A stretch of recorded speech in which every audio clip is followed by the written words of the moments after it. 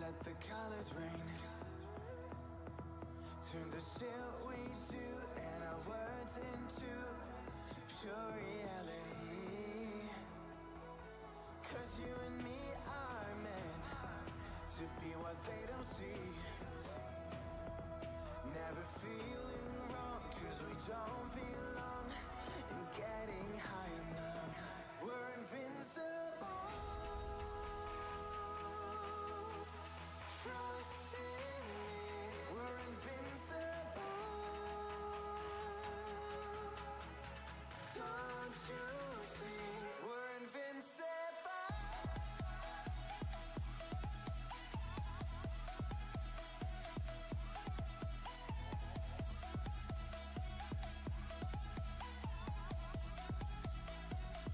We're invincible.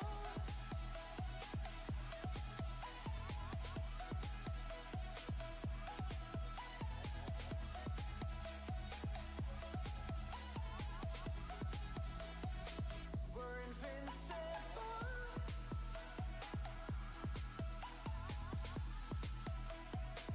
We're invincible.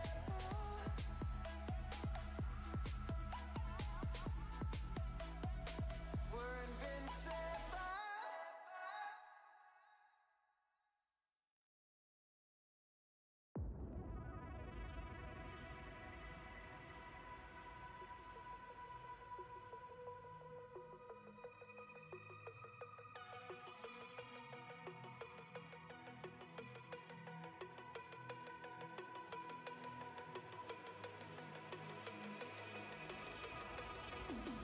Like a broken soul in a wonderland without angels.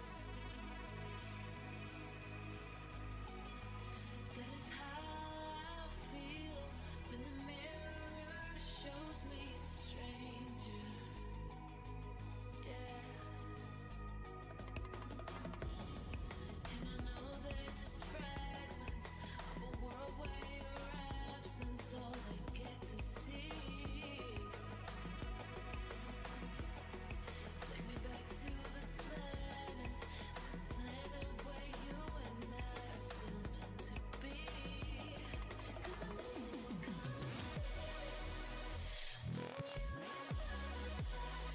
when you next to me.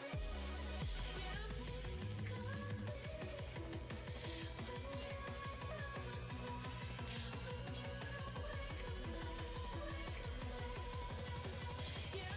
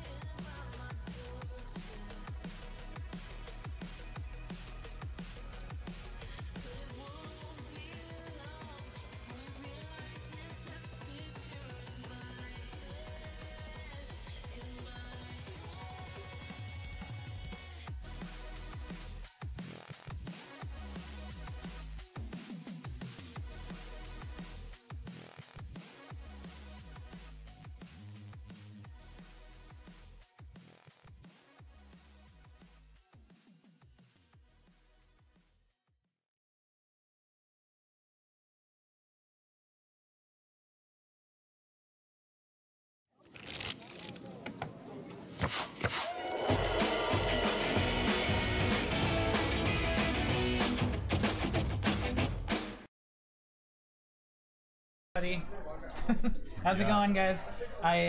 We got 5-5. Welcome to Stones Live. 5-5. No limit tonight. No limit Holdem tonight with Andrew Neeme, who We're back for more. spent a couple days out of the booth, or I don't know if you rotated in yesterday. Yeah, I rotated in. All the guys rotated in and out between the game and the booth, and I'll just be in the booth, I think, tonight for the entirety of the show. But I heard we got a pretty good lineup here. More cash game action. I like cash games. Do you like cash games? Yeah, they're growing on me. I think I realized that in order to actually try to make money at poker, sometimes you got to play cash games. I think that's what they say. Yeah. Yeah, that's the rumor. That's what I've heard. It's worked okay for me, so we'll see what happens here tonight. Yeah. Shout out to you guys in the chat. Welcome. I'm sure most of the people who are here at the beginning are already subscribed or following on YouTube, but we're on Twitter, we're on Instagram, Stones Live Poker, and is it Andrew Neeme on Twitter and on Instagram? Instagram is YAYAndrew. But, Okay. Twitter is just my name, Andrew Neeme. Hello, Mysterious Gamber. Captain Kirk says, "Hootie ho, Andrew." Yeah. What's up? Captain so Kirk in the house. Andrew referenced it. This is going to be a fun lineup. We've got some regulars in the on the table and some new faces. At least for me, some new faces I haven't seen in the game before. So I'm pretty excited. Oh wow, I love our new graphic. I don't know if you guys noticed this, but we've got the Stones app graphic on there. If you guys don't already have that and you're ever planning on coming to Stones, we're not on Bravo, so we use our own app. You can sign up for games, you can check the lists if you just want to feel like part of the community. I mean, already you are, but There you go. I didn't know there was an app either. I'm gonna have to download that as well and see what games are running next time. I will know going forward. yeah, it's not too bad. Maryland. Oh, what's up with Maryland? I'm assuming that's where you're saying you're from, Papa. CURCA. Anyway, got Sarah in the box. Some regular faces: Craig, Brian, Mike Possible, Tiny, Dave-O, and I think it's that's other Dave, Turtle Deck Dave in the 9, and he's never sat in the 9 seat before. He goes by what? Well, he always wears like a turtleneck, or doesn't always, but often wears a turtleneck, and yeah. Tonight's hoodie, Dave. Yeah, Hoodie Dave in the 9 seat. He's changing it up with the seat change. I like it. Right on. So yeah, these players are all going to be pretty new to me for the most part. Did play with seat number 5. That is Steve K. Is that right? Yeah, Steve K. Steve K in the house. Don't know if I know any of these other guys, so I'm going to learn about them as we go. Yeah. I'd like to know your first impressions. Okay. Like, I know that that's a thing, right? Like, you sit down at a table, you look at the players, and you just kind of at least set a general place where you think they will fall in terms Sure. of aggressive or tight. Yeah. So if you were judging these books by their cover, Oh, just by looking at it. right? Yeah, just by looking at it before we get too far into it. I mean, I think when I sit down at a 5-5 game, especially in California, I sort of assign a general loose, passive-ish sort of player profile to everybody right off the bat. I think that's sort of like a general feel for the 5-5 games that I've played in California, whether that's Southern California or Northern California. But yeah, I think we just kind of go from there. I don't expect, if I was to look at these guys, I wouldn't expect too many of these guys to be playing a ton of online poker cash games and finding all the time in the world to study online poker and get into all that nitty gritty stuff. So we'll see what happens. We'll see whether that checks out or no. It's like AC making the flush. See, pre-flop called. Looks like we had a straddle early on. Steve K raises it up to ace-jack, and AC calls queen 8. Ends up making the nut flush. Yeah. Not a bad time. I'm not sure how often he gets paid on the river. I guess you're probably only getting one bet if you bet the turn or the river. Yeah, he's Steve K is obviously chopping here with all the aces. So Yeah, that 5 actually probably makes it more likely. yeah, it doesn't lose to ace queen. So looks like he's going to get some value there with the queen high flush, not flush there. It's nice when the board cooperates. Vegas Uno says plug the Tells podcast. That's right. If you guys aren't familiar, There you go. Andrew and Boosie, am I saying that right? Perfect. Have a podcast they do together. Yeah. On top of all the other blogs and everything. Yep, there's a lot. We actually tried to record one today from the hotel room, but we couldn't get the internet service. Internet quality was a little bit lacking, but tellspodcast.com. That's where you can find that one. It's also on iTunes and Stitcher and all those usual spots. Nice. You got a bunch of people. I think they're all making home game requests. The Oh, yeah? Split Croatia has a small room. It's a beautiful old town. Have you been to Croatia? Is that on the map I of haven't potential? haven't been there yet. Would love to. I've heard a lot of good things about Croatia. Split Croatia, small room, old beautiful town. Good to know. Thanks for the kind words, Captain Kirk 81. Loan for cards. What's up? It's like so much chats. Drink up, boys and girls. Ford Garrett's got his wine out, or at least the wine emote out. I like it.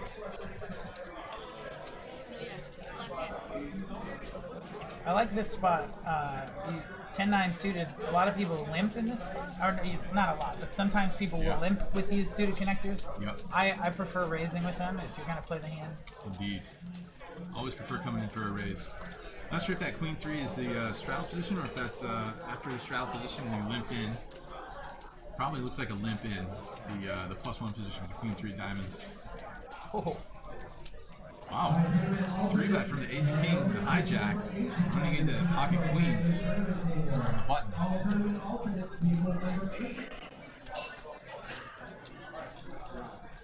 I'm not sure how loose 5-5 games are, but it looks like queens just called in position. Okay, queens are going to flatten position. I think Brian's calling. It certainly looks like he's calling.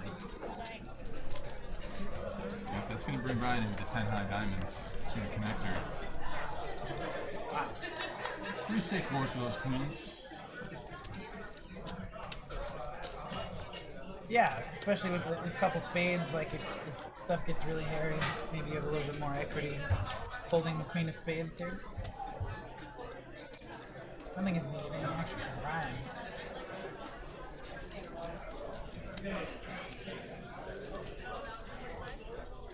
So it looks like Mr. Mundo has a patch on too. I can't tell what it is. It's like real grinders to me. Real grinders. I think that's what that is. Nice. Eddie B says, "Can we turn the audio up? I can barely hear you." Yeah, sometimes it's too loud. So let us know if that gets fixed, or if you are able to hear more interesting. They're winning. Ooh, big turn card there. Oh, jeez. Craig finds the ace, but it does bring a flush draw, as you mentioned, for Mr. Mondo. So Craig put out the C-bet on the Jack-Jack 5. Obviously going to get a call there from Mr. Mondo on the flop, and then just turns pretty much gin there.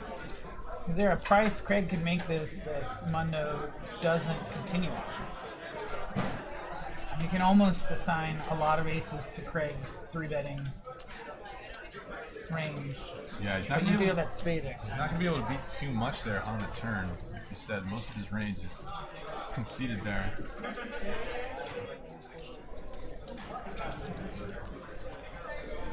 So Craig most recently chopped the kickoff tournament of the Spring Classic with Valerie Cross, which was the Win the Button tournament. They just did even chop 1-2. So it's like Mundo's not getting away from this one. Not yet. It's I guess you're calling 300. You can leave yourself about 500 behind. It looks like. Let's see what happens here on the river. Will not improve on the 6 of clubs.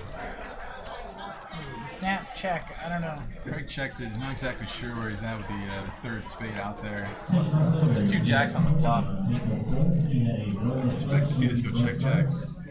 Yeah.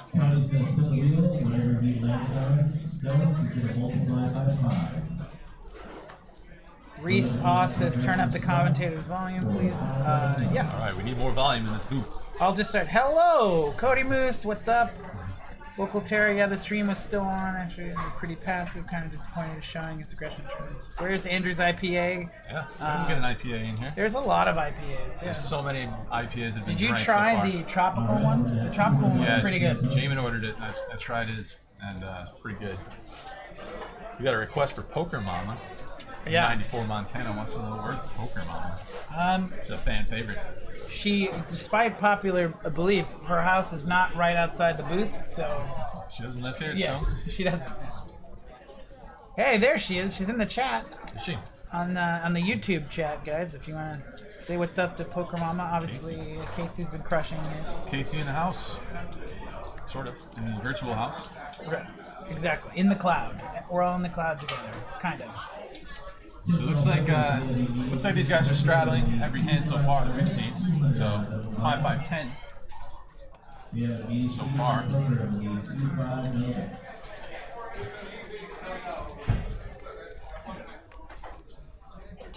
Right. Limit pot coming down.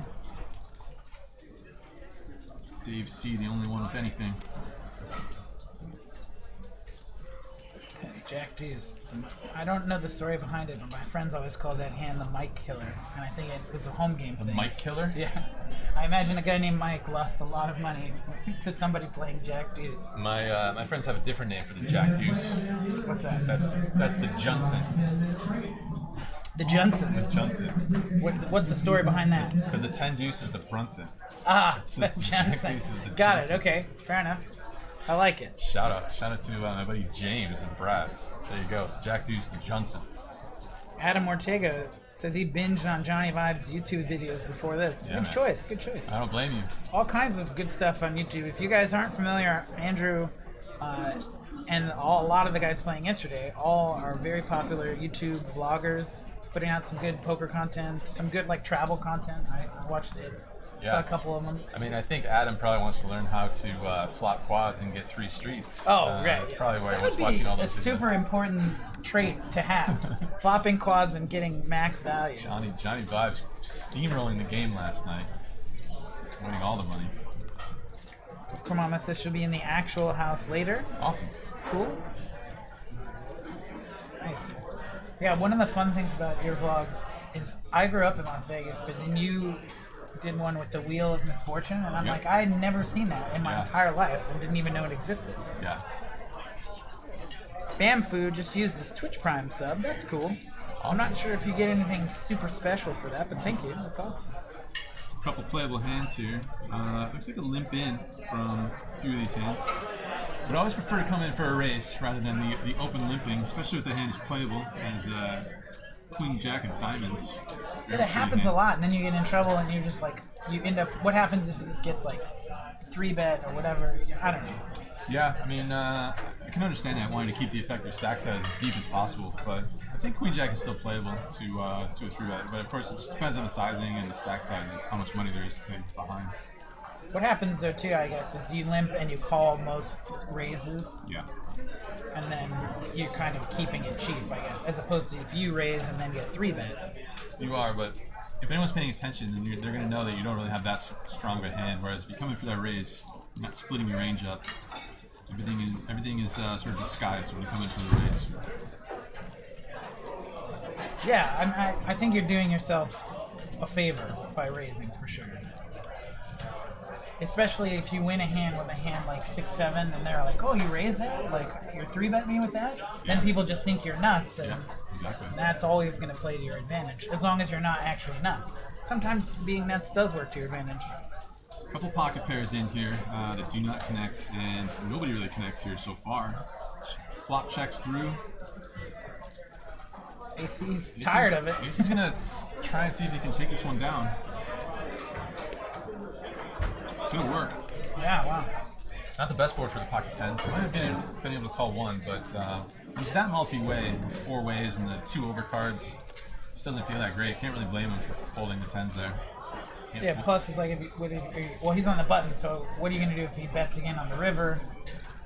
Yeah. Spades and hearts gets Yeah, up? you're kind of just hoping that he shuts down. It's hard to find that spot where somebody's going to stop betting and let you get to showdown. Yeah, exactly. Is there a table mic stream? We do have mics on the table. You should be able to hear it. If maybe it's a little quiet. If we were a little bit quiet as well, but yeah. MPV929, evening gents. How did yesterday's session go, Andrew? Kind of uneventful. Not too big of a swing. I lost a little bit, but nothing too major from my department. Didn't get too many good spots that I found myself in. Having Johnny Vibes to your left and just running like God makes it a little tough, but won a couple hands here and there. I did manage to bluff him out of one hand, so that was my proudest moment of the evening. But Johnny Vibe is also a very good player, so it's tough when you have a very good player who's also running really well. Austin, 1-2, Austin. So we got open for pocket 8s, a 3-bet from Mr. Mondo with an ace king here. He's gonna call and see a flop. I don't know why I'd always love when the flop sticks like that, because it prolongs The drama. the drama of like what it is. Good flop for the 8s. Gonna lock it up there in the turn. Imagine this to go check. Check. This could just end up going to showdown. And maybe you're just like, happy to take down the money you've already made, but He's gonna go for thin value. Mondo wants none of it. Nope, can't do it. Pikimo says, first trip to Vegas next weekend, 29th and 30th. You're going to be in town. Sadly, I'm not. You'll be in Montreal. I'm gonna miss you, Peaky Mo. I'm gonna be in Montreal having a meetup game. If anyone's in the Montreal area, Monday the 23rd, 7 p.m. meetup game at the playground. If you guys haven't been, you should go. Playground is great. Yeah. It's I've been there once. I really enjoy the fact that everything is free. Like the food and the drinks is all free. Obviously, awesome. you're tipping and stuff, but there's pretty good food. That's cool. I must have had like 1 million cappuccinos while I was there. Pretty great place. Power you through those 6 a.m. sessions? Yeah, no kidding. Well, yeah, I was there covering a tournament for like a month, Oh yeah. so it got long days. But yeah, it's a nice place, just outside of Montreal. Okay.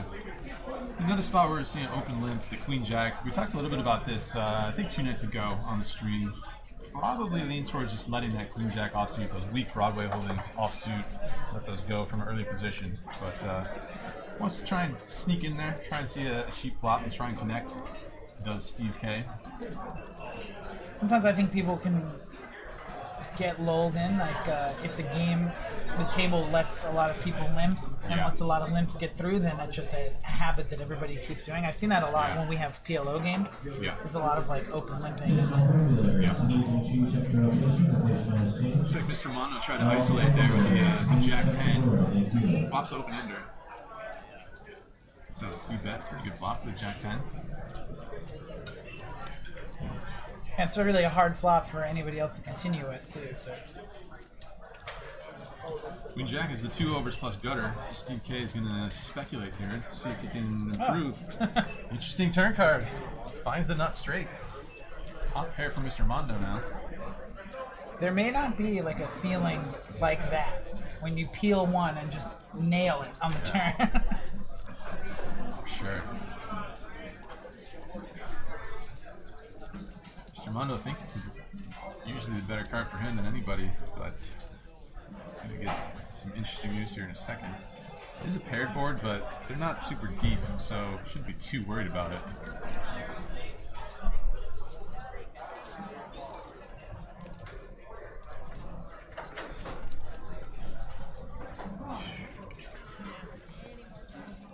Yeah, that doesn't really. I mean, that doesn't super scare. The backdoor spades giving you. DK leads out, just jams it in there right away.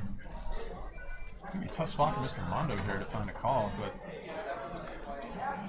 Is that a half just gonna pot let it shove? go. I think. jams 405, yeah. Pretty closer to this pot. Looks like Rana thinks Casey should start a vlog. She's considering it. I think Yeah. that, like, from talking to you and a couple of other guys, the one thing is that even though there's a lot of vloggers, there's room in this space. You know, if you guys are thinking about doing it, Yeah. just do it. The cool part about YouTube is there's no downside. No, there's no downside. Casey and I were actually talked about this for a while, a couple different times. The cool thing, even if it doesn't end up, doing what you might hope it does for your career or whatever, you still have this like cool little journal that documents a interesting time in your life. So that's kind of cool. Be able to look back on that in 10 or 20 years and maybe show your kids or something what you were up to. Yeah, I never actually thought about that, but yeah, you can go back to it, 10 years from now and see Yeah. what your poker sessions were like back then. Yeah. That's gonna be really cool. Look back at these videos, these YouTube videos, like 20 years down the road. Even now, you look at something like it's just like notorious, like some video that I watched when I was 15 or whatever. I guess YouTube probably wasn't out there, but around there, like 20, 25. It's like a limp in from Tiny, +2 position, Ace King. Also open limping happening. Yeah, I feel they've all just been baited into the limp game. Just a limp call there from the Ace King. Interesting. David O finds himself top pair, good kicker. Not too much else for anybody. Adam Ortega says, best thing about these vlogs is it leads me to another interesting channel and you end up following everyone. Yes, even Doug Polk. Yeah. The community supports itself. I've seen that in the Twitch streaming community and the YouTube community.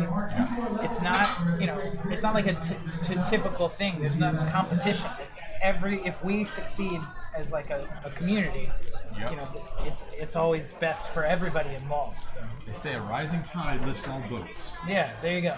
That was a much more intelligent and succinct way to put it. That's why you make the big bucks. When you have those related videos popping up next to something that you're watching, the YouTube algorithm finds another video that you might enjoy and find something from another creator. Ironi, thinking about coming out to Stone, say hi. Come on out, man. Be around here through tomorrow. Let's see. Carl Sagan forces, what's your favorite vlog episode? Do you have one? My favorite? Of mine? I'm assuming he means of yours. My 100th one. That one took such a long time to edit, but I think it was worth it in the end to have that video. Put a clip from every single video before that, the 99 videos before that, into the 100th vlog. Oh, I like it. Neat idea. It took about 4 days to make. But when all was said and done after those 4 days. Were you happy with the outcome? Yeah, it was cool. And then had a pretty cool scene where Lucy and I went out and had a date night in Vegas / celebrate 100th video. And that was really cool. That was fun. Awesome. Deval says, what game do I normally play? I mean, I don't know. If there were more, yeah, pretty much. I really like. It's cool too because a lot of the Run It Up guys are showing up. Just saw them a couple weeks ago. I like them. Got a satellite going on for the main event. If you guys are in town this weekend, we're gonna have the main event. 450 buy-in, 150K guarantee, 3 starting flights. Riggery, I started doing live reporting in 2015 at the World Series of Poker, and I've done some work with Poker News. I currently do the Poker News podcast and this, and I'm working with Poker Productions over the summer, so it'll be a good time. I'm gonna try if you have a meetup game during the series. Yeah. Even though it's Holdem, I guess I'll come BS and have some fun. Yeah, there would definitely be, I'd say, at least a couple meetup games, maybe even some additional meetups without poker. We'll see. But should be lots of get-togethers during the summertime during the World Series. Yeah, it's a good time. Riggery, I feel like you're one of the first time people. What's up? We got Jason Somerville outside the booth, staying out there, just relaxing, hanging out, and he's going to be in here tomorrow. You guys are going to knock it out tomorrow. I mean, I'm sure Justin's probably going to be like, you can come in tonight if you want, but maybe Jason should get a night off. That'd be cool. Whatever he wants. Jason gets to do whatever he wants, man. Yeah, it's true. Jason basically runs the joint. No, I'm just kidding. That's true. Well, you didn't answer my question, Devo. What do you normally play?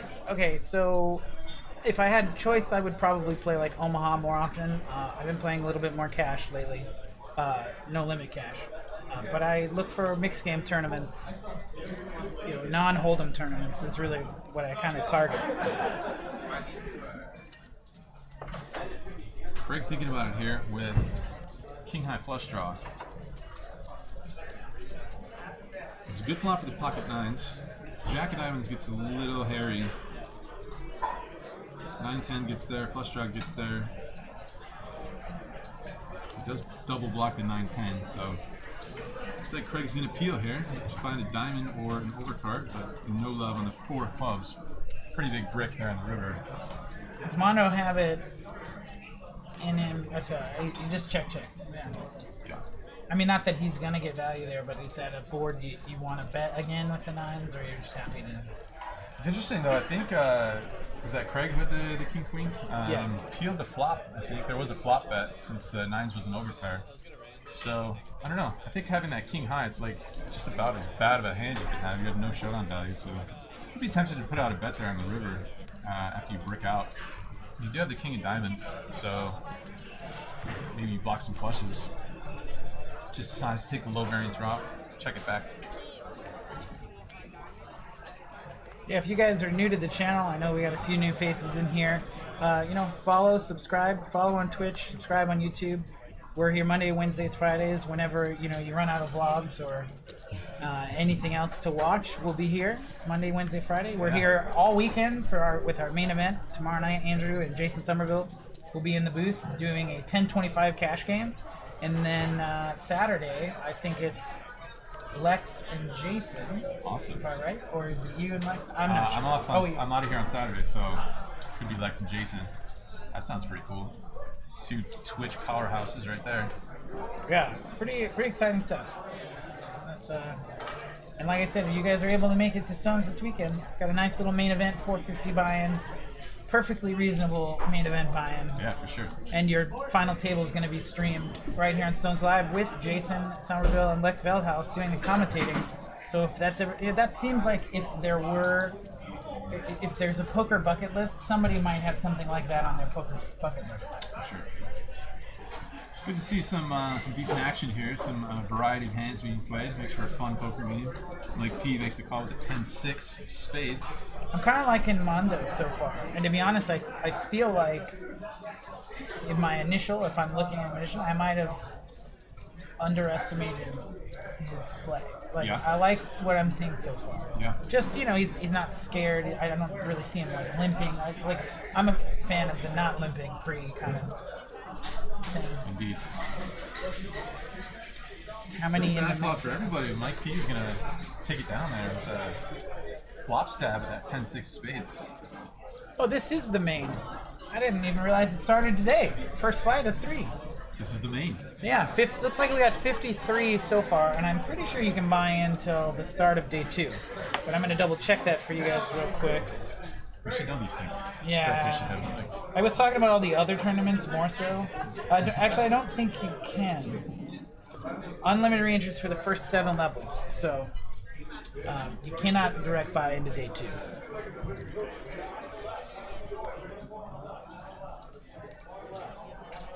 Any giveaways tonight? Not that I know of. We might have surprise giveaways. We should give something away. Let's try and give something away. What do you guys? Somebody left a toy train in the booth. Yeah, I'm not sure if this train is spoken for, but if maybe we'll see. We'll take bids.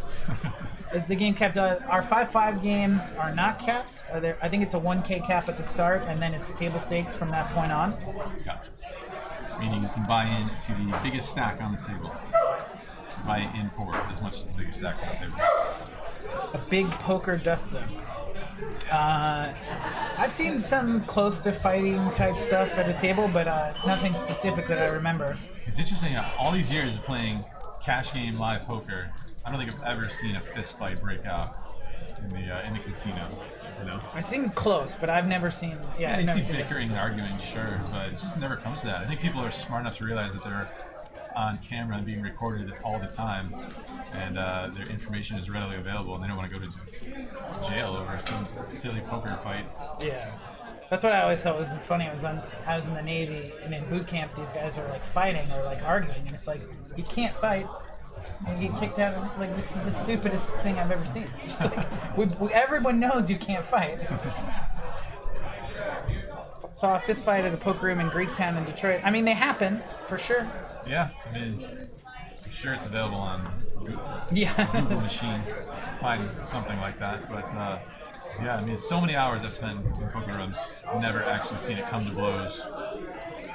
That's good. Let's keep that run good up. It's always nice to not be around actual fighting. Yeah. Pocket Jacks here. Both gentlemen had the gut shot Broadway draws, but Pocket Jacks has the better of it. Check there in the river, I think. Mike's happy to win a little pot there with Jackson. Yeah. After the flop comes Ace King. 3 overcards, the Pocket Jacks. Gets it done anyway. How long does it take you to grow this fabulous stash that you got working on here? I mean, I've had it since, I guess, the American Poker Awards. I decided to, mustache it, and it was kind of short then, so yeah. That's when I unveiled it for the first time, I suppose. The big unveiling. Yeah, that's right. Yeah. I once showed a monster bluff at a table, and the one guy in the hand said, doing stuff like that is how you get stabbed. Yeah, people say stuff like that a lot. I don't know why. That's just like a move that people have, I guess. But okay. Sometimes the question, it's like I'm not even sure if I should read that question. It's a funny question. You gotta love the chat. The chat is hilarious. The chat's awesome. Yeah, I mean, the best way to do this chat is to pop into both because, especially tonight, the YouTube chat is popping more so than usual. Yeah. Which is always nice. All right, another pocket jacks here from +2 coming in for a raise, $35. Call it ace-3 of hearts on the button. Seems pretty reasonable. Play a wide variety of hands on the button. Oh yeah. Finds a pair, backdoor flush draw, backdoor wheel draw. I feel like if you're folding ace-3 of hearts on the button, you're gonna have a hard time. Picks up the nut flush draw on the turn. Somehow the flop goes check. No c-bet from the jacks. River breaks out. That's gonna be all the action in that hand. Can't rush Andrew's vlogs when they're ready. It'll be an unexpected surprise. The YouTube chat setup is terrific compared to Twitter. You know what it is? It's just like what people initially find you on, and then they kind of stay in what they're comfortable with. You know, I typically watch a lot of things that are broadcast on both on Twitch, but that's just because of what I'm used to. Yeah. It's cool to have these two different sort of varieties of content, the live streaming stuff and then the more produced vlogs. Yeah, there's a ton of stuff. Somebody earlier said, like if you recommend an online training site, the first step could just be watching live streams and vlogs and, just start talking poker, right? Forums, there's a lot of free content. Not that you shouldn't pay for it, and there's definitely value in paying for training, but sure. You can definitely dip your toes for free. There's so many options. You can find something that you sort of gel with, something that speaks to you. Try a few different things. These streamers, guys like you mentioned, Lex, like just an awesome poker player, playing tournaments every single day. So if you like playing online poker tournaments or even live tournaments, you're gonna learn a lot watching him play and talk about what he's doing. Yeah, and I think like Lex is the kind of guy who's been around for a while too. Yeah. So it's like continued success is kind of a big deal in poker. A lot of experience. So 5-way flop here. Nut flush draw for Mr. Mondo. Top pair for Craig. Top pair for AC as well, but kind of a weak top pair.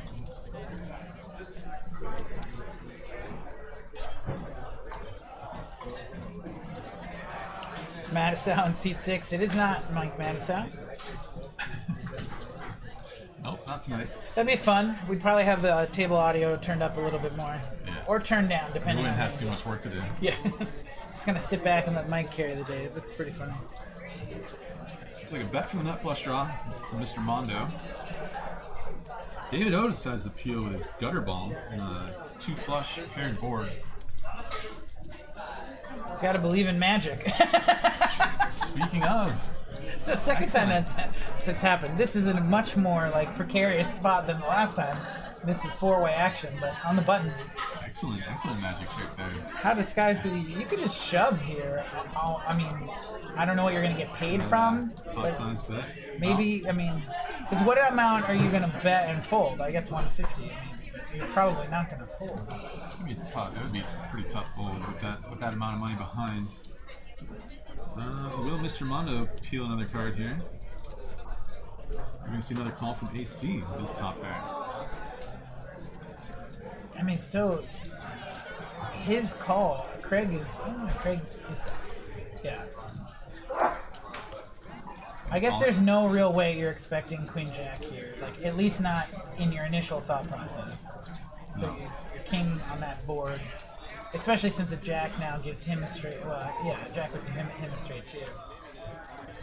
Ooh. 10 spades. Wow. It's such a scary board for a straight too.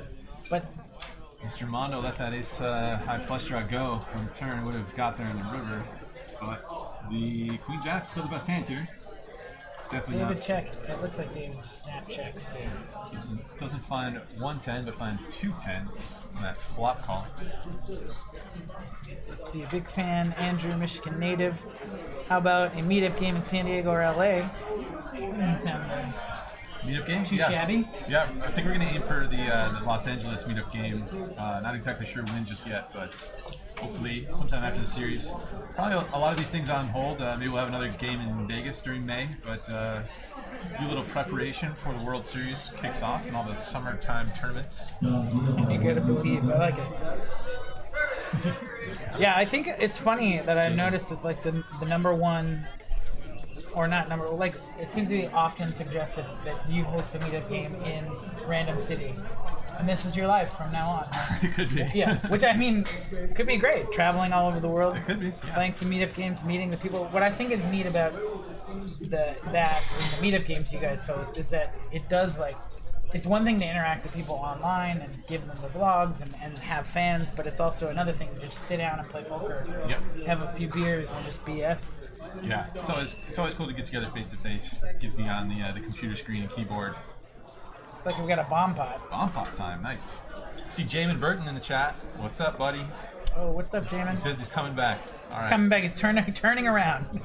All right. Put another chair in the game. Come back. We'll get you in. Nah, See if anyone has any decent hands in this bomb pot. 3-3-5, 2 clubs. Brian's got a flush draw. Craig's got an open ender. Don't know what tiny or AC have just yet. AC has something he wants to bet. So it's like what, like a 3 here? Maybe. 3. There you go. I'm just like, what would you want to bet on this flop? Not many things, I don't think.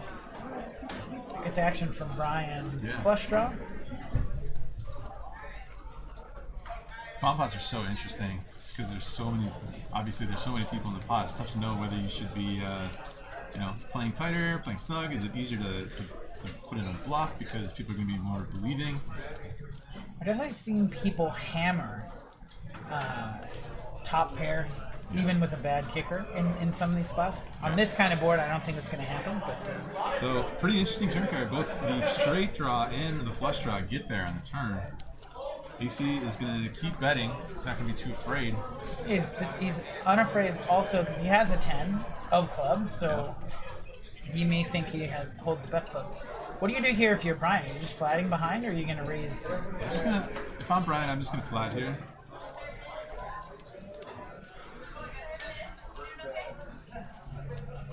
Such a tough spot for Craig. Craig's can't be loving it. Found one of the cards he was looking for, but he would pick a different ace if he could. Oh, for sure, yeah. He's like, why does it have to be that one? I wonder if he is going to be tempted to continue just based on the fact that he also holds a club. Yeah. Not a great club, but It definitely doesn't feel great. He's gonna peel one and see what happens here. 4 clubs. Oh, that would have been. That's true. He did have a straight flush draw. Didn't realize that. Steel wheel. Didn't get there. So Brian's, he's gonna get. Well, I guess he's gonna get paid here, actually. Probably not a whole. AC betting yet again with trips. Is there an amount that he could bet that would get you to fold a jack high flush? I doubt it. Yeah. He just doesn't even have enough, I don't think. With 1.3k, Yeah. he over shoves it for like 1600. Yeah, if you just ripped it in there, then it for sure wouldn't feel that good on a paired board with a jack high flush. Somebody behind you as well. But this size, $430. Still not loving it, but I think you just have to sort of shrug and call here. It sucks though because Craig is behind you. What is Craig calling, like flatting behind with? Yeah. I think it's just a little bit too good. I mean, I would be tempted to fold a smaller flush here, but jack high flush too strong. Yeah. I'm not sure why that's all in 190, but I think he just called there for the $430.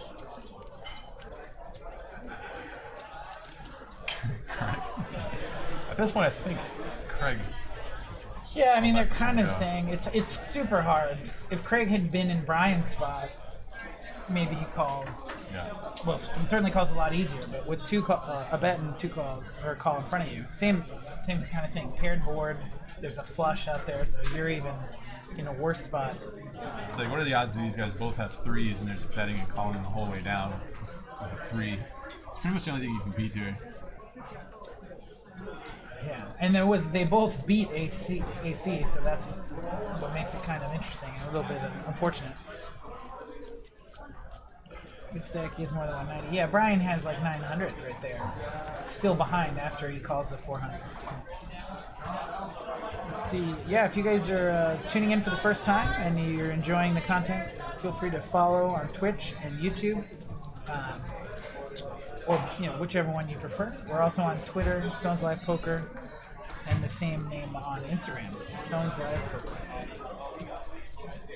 It's tough to make a hand as good as a straight, but paired board, pretty well flush, action on every single street. Yeah, AC just keeps fine, which isn't a bad line to take with trips if people are going to continue to call you. But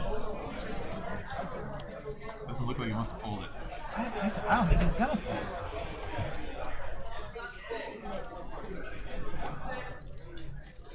Good evening. What's up, Rick and Barstow? Captain Kirk is calling the clock. There you go. Get Craig. the clock on this guy. Bro, dude, man, bro says, "Hey, Andrew, I love you." Oh yeah. Congratulations. Love you as well. Misty Sparks says, "Want to thank you for introducing me to the nomadic movement. They're an awesome couple making a change." I've never heard of them. They're What cool. is They're that? doing the van life thing. They bought a cool. little conversion bus, just kind of traveling around the country, and now I think they're actually in Europe.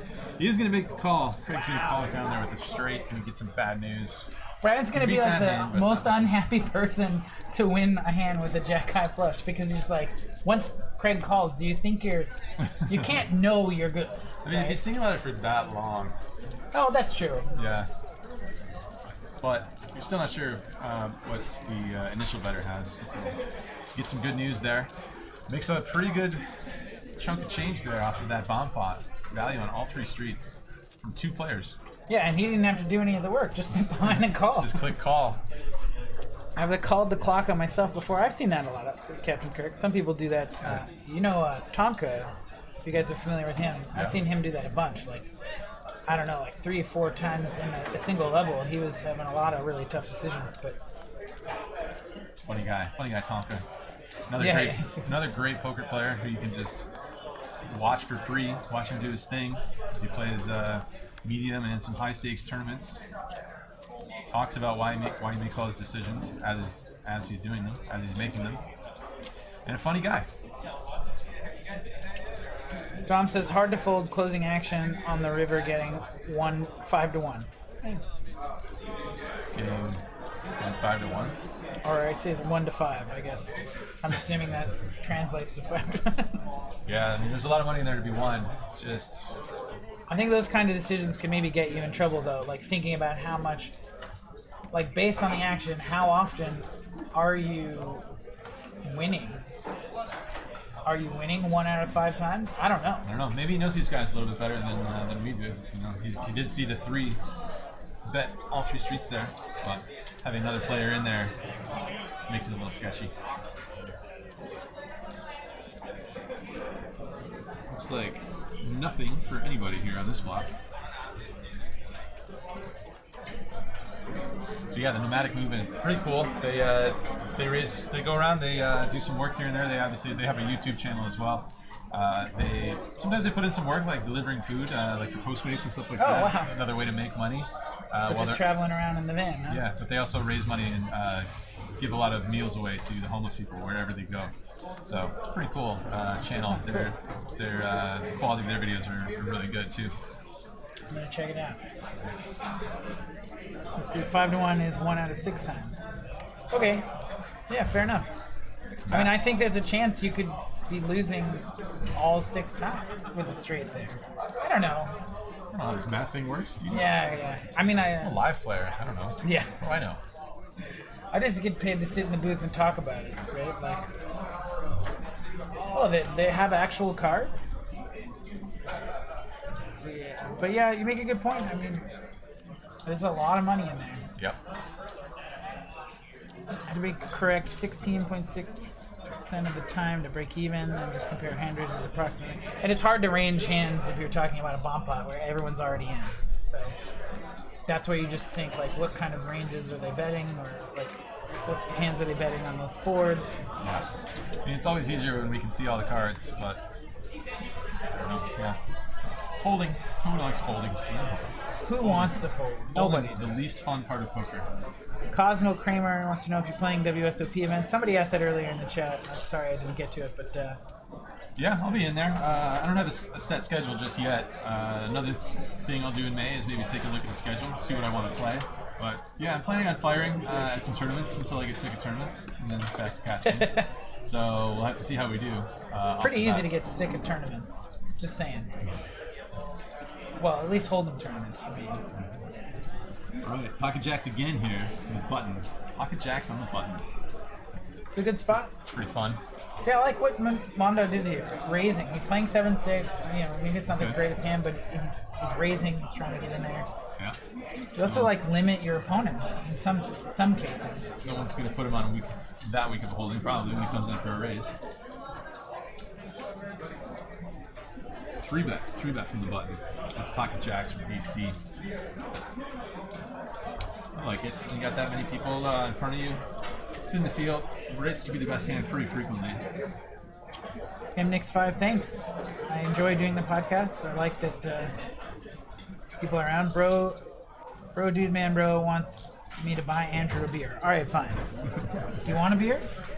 Can't say no. Okay. Cannot say no. What are you drinking? I've been on the Racer 5 IPA the entire week so far. I'm going to stick to it. Great beverage. Old reliable. All right, I'm going to try this. We'll see if it works. Okay, good luck. Racer 5 to the booth. Oh, that's what you... That's it. That's how it works? If Justin Kelly was here, he would already be here because he spent one night just serving us pizza and drinks. It was actually pretty great. Interesting call there out of the small blind. Cold call at 3-bet with ace-8 diamonds. It's going to be tough to play that one super profitably. I wouldn't mind to see the 4-bet there. Finds a great flop though versus the jacks. Drills the top pair there. IPA on the way, that's great.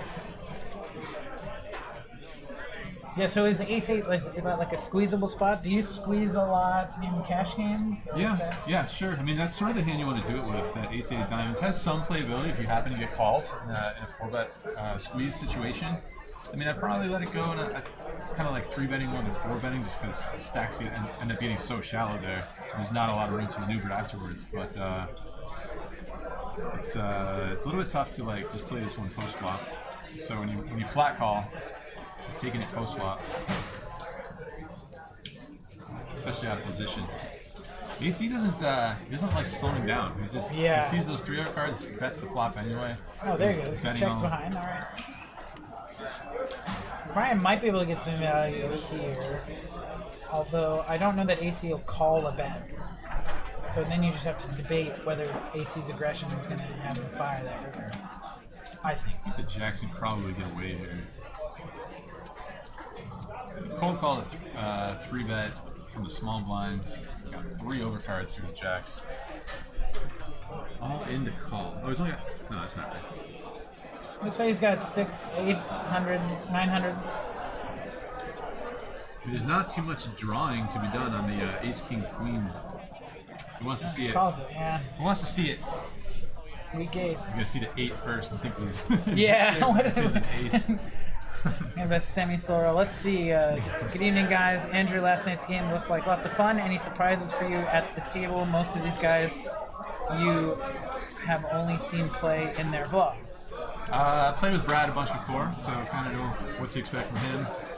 Boski surprised me by buying in for like $100 or whatever that was about. Don't know all-in-ones. Don't know what he was thinking there, but I guess he's a tournament player, so prefers to keep the stacks short.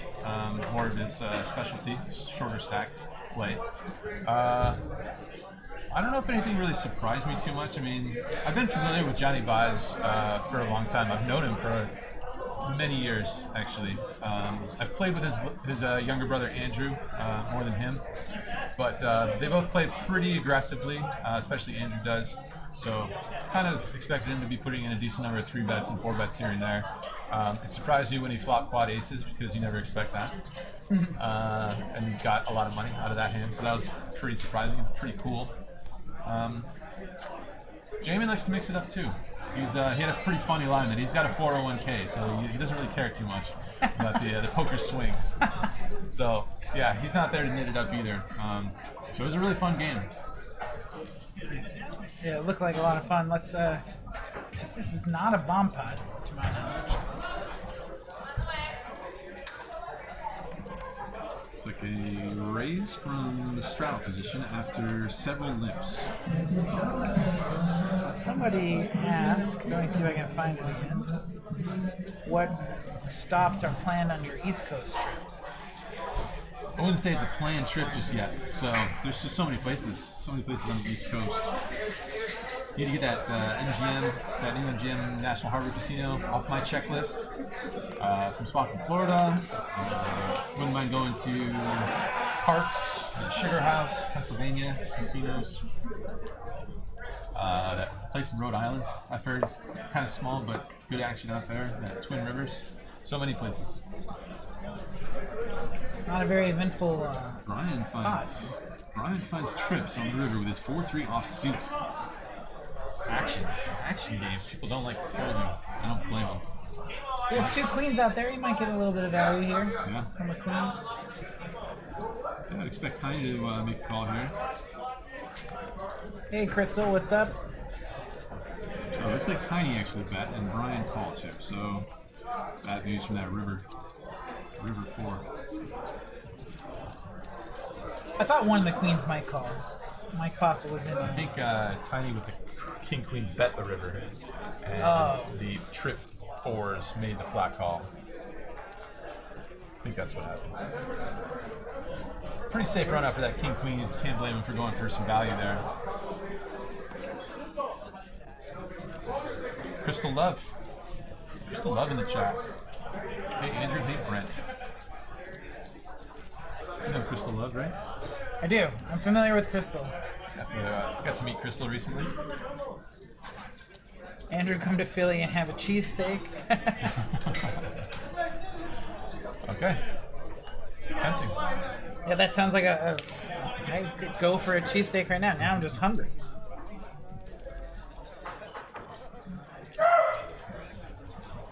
I don't know what that sound was. A human being is barking, to my knowledge. I think that's what's happening right now. Things are happening in the poker room here at Stones. That's right, we got day 1 of the main event, or day 1A of the main event. 38 players left of 57 from Flight A. $450 buy-in, $150K guaranteed. Day 2 is going to be on Sunday, so if you're around the area this weekend, swing on by. We got some huge names coming through.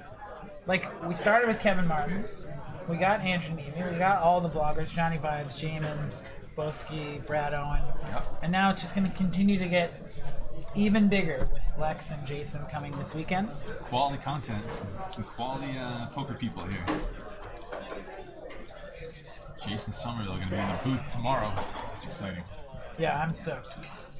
I actually, when that first came out, I was like, oh, I would super love to be in the booth with Jason. And then Justin's like, oh, we've already got it covered. Like, I think Pop in there. Don't Yeah. worry about it. Oh, It's super casual here at Stones. Parks is great, super fast dealing. Everyone plays deep, lots of tables. I've heard a lot of the good things about Parks. Yeah. So a 3-bet here for Mr. Mondo.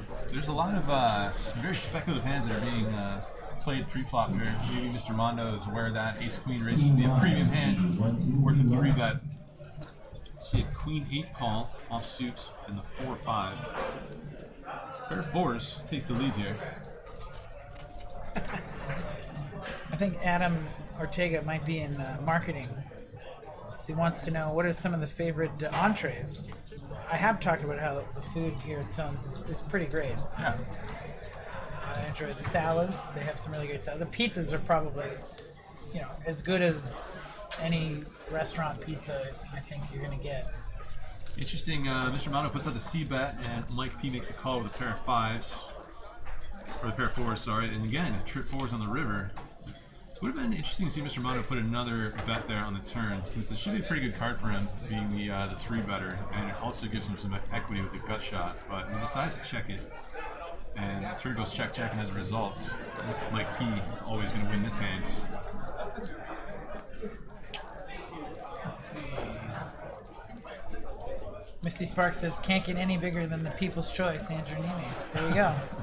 That's a good point. I remember I was there. You were in South Africa during the awards, but your speeches were very funny. All of the stuff you texted to Joe Ingram was actually quite hilarious. Sent Joey some speeches to give on my behalf, and I heard he did a great job with them. Joe Ingram. Shout out to Joe Ingram. Andrew, how much in advance do you announce the meetup games in Vegas? Yeah, they're usually like maybe a week in advance is when we put the word out, but eventually it'd be great to get something on the calendar a little bit further out so some people could fly out for them. Maybe like a 2-day event or something of that nature, like a tournament and then a cash game. But you can always follow along on facebook.com/pokermugs. That's poker MUGS. Do you guys have mugs? We do not have mugs yet. We're working on getting some merch. Nice. Lucy's back in the design task. She did all this fabulous, favorable apparel that you see here. That's all Boosie's talents. It's always nice when you can meet someone that you love and care for, or who's also extremely talented at making things. Life is good, man. Got pretty lucky here. Top pair versus middle pair here. Frank puts in a 3-bet with the jack-8 off suits. These guys are not here to wait. What is this? A bet and a raise and a snap call. All right, we have an all-in situation here. Oh, finds an offsuit 9 on the turn. 9 o'clock. And fills up on the river there. Extra little needle on the end there. That's cool. We'd be planning on coming out this summer. I was trying to find a flight around the meetup game. Thanks. Cosmo. Look at the other players on the table. Look at these two hands. That's interesting. Oh man. I like Craig's. Oh, Craig. Look for a second in Craig's photo. It looked like he was doing a fist pump. I think he's doing like a hang loose thing. All right, we got some gambling going on tonight. 5-5 game at Stones. Aroni wants to know where did the favorable thing come from? Wants to know the story behind it. Where did favorable come from? Honestly, it came from nowhere. It just kind of felt like a usable term in a lot of situations at the when you're talking about a poker hand. Some favorable flops and rivers and whatever, and just kind of stuck. People started asking for the a shirt that says favorable on it, and it just kind of took off. Nice. It's always nice when people ask for something and then you can provide it for them rather than trying to sell it to them. What I like about the people that do the merchandise is you can see it and then know, like, okay, me and that person have something in common. Right? Yeah. I know where that's from. I have the same shirt or whatever. I like it. It's a really cool way to like support your favorite content creators. Like you said, kind of wearing the same thing, not really like a uniform per se, but in that sort of vibe. And it's cool to show your support that way, rather than just sending a donation or whatever, what have you. And Ortega says favorable stash. Yeah, that's a good point. There you go. I don't know if you guys notice on the side there, if you can't make it out this weekend for the main event with $450 buy-in, 150K guarantee, we do have a quantum tournament coming up April 30th through May 6th. 100K guarantee. You can buy in for $120, 7 $120 starting fights, and 2 $240 starting fights. And if you want to play all of them, you can. You take your best stack forward. If you bag, you get $240, I believe, and if you bag a second stack, then you get $900. Sweet. Pretty great. You can make a bunch of money just from bagging a bunch of big stacks in day one, and go on and try to win the tournament. David O is betting both flop, turn, and puts out another river bet here with his pocket nines. It seems like a pretty cheap amount on at least the turn. Let's see what he's betting here in the river. Looks like he threw out $30. You see a raise from Steve K. He's not having it with that $30 bet. Doesn't want a cheap showdown. He wants a little bit more value for whatever David O is trying to get away with over there. He's got top pair here. He wants some more money in the pot, but MVP says, is there a game tomorrow? There is a game tomorrow night. Andrew and Jason Somerville are going to be in the booth, and I believe it is 10:25 No Limit Holdem tomorrow night. yeah, it's a big one, big game. Big ones. KT, how many buy-ins do you guys take to the casino? 1 to 3. Normally take 2, but only play 1. Is that you're answering your own question too? I think 1 to 3 makes sense. You probably don't just want to bring 1 because you can be the best player in the world and you're still going to get felted sometimes. Yeah. I think 3 is a reasonable number, but it's different for everybody. Always depends on how good the game is, I think, regarding whether you want to rebuy or not. And how you're feeling. How are you feeling about being stuck? Or physically, if you're tired and whatever. All those things should determine whether or not you want to rebuy and keep playing. I think 2 or 3 buy-ins is a pretty reasonable number, though. Bro, dude, man, bro says, where's Andrew's beer? I don't know. I'm trying. That thing didn't work. I'm trying. I sent it out into the cloud. It didn't work. No, nobody's listening. Yeah, we'll see. We're on our own here. If Justin Kelly is at home, drive down. No, I'm just kidding. He's the one reliable server guy. I'm sure we could wave someone down. So we see a raise from the hijack with the Queen Deuce, also known as the Quonsen. The Quonsen, is that, it just keeps going up? So does that mean, what is King Deuce? Is that the Quonsen? Yes, exactly. You got it. You All right. got it, Brent.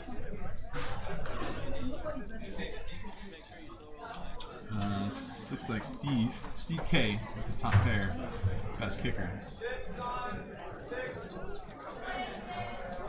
Buddy says 10:25 No Limit. Does this mean Andrew gets to experience the phenomenon known as Harlan?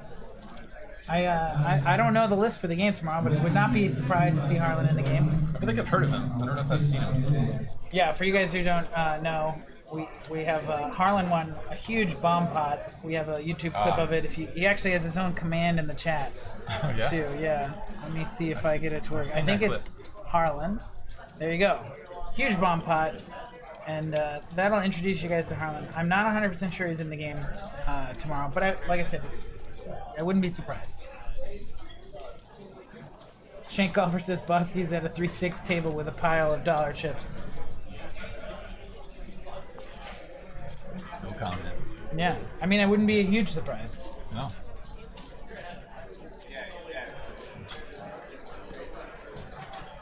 Yeah, does the Harlan command work in the YouTube chat? Oh, there it goes, yeah. There you go. Yeah, 13-minute clip. I was wondering the same thing. My plan was to copy paste it, and then I forgot to do that.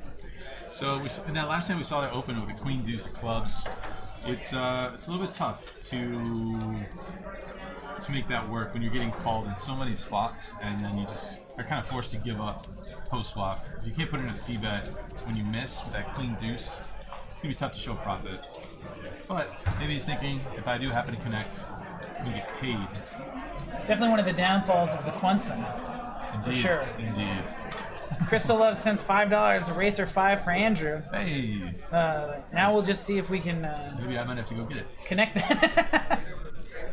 You can hold it down. Crystal Love, yeah, sure. I will try to I'm sure we can work something out. David O flops himself top pair here. It's a whiff for the Ace King for Mr. Mondo. Not on the turn though.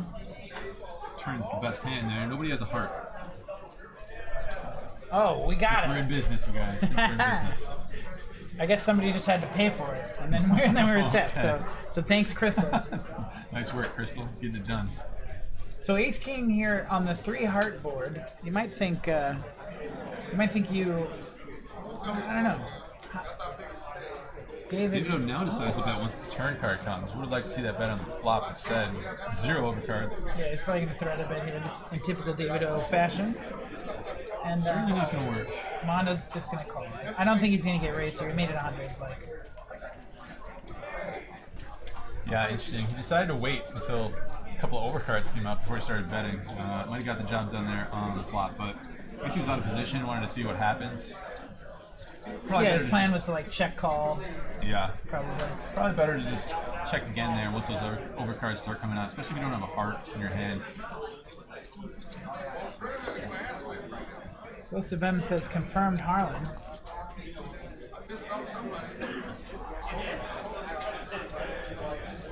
Andrew, are you gonna repost the last video with you and Brad from after last night's session? So sometimes we, occasionally, if you are by your phone at the right time, we are, doing these live streams that take place after many beverages have occurred, and they're fun to do, in the moment, but not really something you kind of want up there for. You're like, I don't need to live with that in the morning. Yeah, exactly. It was a fun conversation. We were talking about Brad's dating life and all these dating apps and his newly single life. But I think that one's gonna stay private. I don't know what time that was going on at, like maybe 3 in the morning or something, 2 in the morning, something like that. After all the beers that were enjoyed during that game, and more beers at the bar while we were live streaming. Fun conversation, but yeah, like I said, maybe better to keep that private.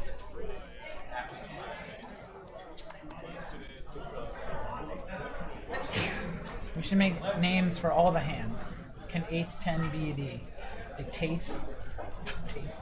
Don't taste me, bro. No. I don't know. You're gonna have to ask the chat to see see what they think about it. Let's see your best names for Ace 10. Break flop here for AC. Bottom pair and flush draw. Nothing there for the ace 9, and the ace 10 could probably continue for one street here. Brick on the turn.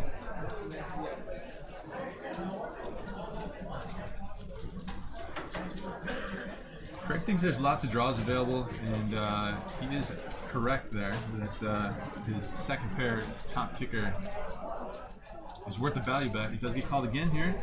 Finds the king of clubs, does AC, and expect Craig to shut it down here. Flush gonna be good. Cosmo Kramer says, did Brad give himself the nickname the Giraffe? I don't know if he gave that to himself. I think one of his friends might have given that to him, but can't confirm 100%. It is a pretty accurate nickname, though. He's very tall, too. Jamin, thanks for the $5. Brent might be thirsty, too. Yeah. You thirsty? I'd love to have a beer. I can't. You can't? Technically, yes. Oh, no, I say technically. I can't. Well, not technically, not otherwise. Yeah. Not, fine. Okay. And then you cannot. Afterwards. I see. I'm going to take that $5. Afterwards. Have a beer. All right, we'll put that in the pocket for now, Jamin. Thank you very much. Ghost of M, kapow. Yeah. Confirmed, Harlan. I like it. Serve him beer in a coffee cup. Oh, Rana's in with the tricks. Michael Darden thinks Macaulay Culkin and Danny DeVito in the booth. Am I Danny DeVito or Macaulay? I'm assuming since you have the blonde hair, you're Macaulay Culkin. Love it.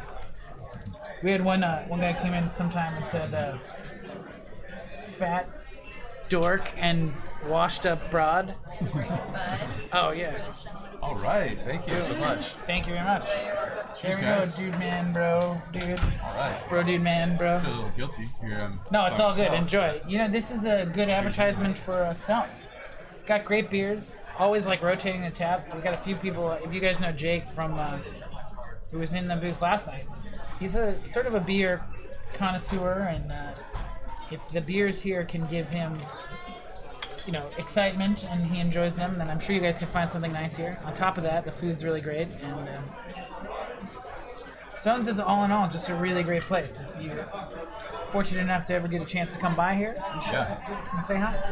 Yeah, I mean, you can see the hand selection going on here. These guys like to get in there and mix it up and gamble.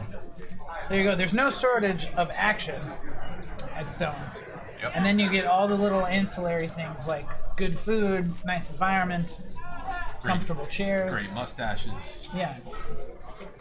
Great mustache. Cause, Oh, yeah. I'm not sure. Actually, when we had one, it's gonna be tough and then to he have. shaved it. So it's unfortunate. But... Jamin Burton getting in the game. Good luck, Oh, guys. hello. Good luck, Jamin. Right back after it. I take cred for getting Andrew a beer. Thanks for buying, Brent. Bro, dude, man, bro. That was actually Crystal that bought it. So Yeah. Can't take credit for shout out Crystal. to Crystal. I won't do that. I won't do it. I'm in enough trouble with Crystal as it is. You are? Well, Oh, I remember that. yeah. I remember that. The very gorgeous Crystal. Yeah. The ever beautiful and wonderfully talented and funny. There you go. Stones just looks like a man cave. Yeah, I mean, it's nice, but I will say there's quite a few women that come here on a regular basis and are definitely part of the community here, and Yeah. see them. And they're some of the better players that you run into as well.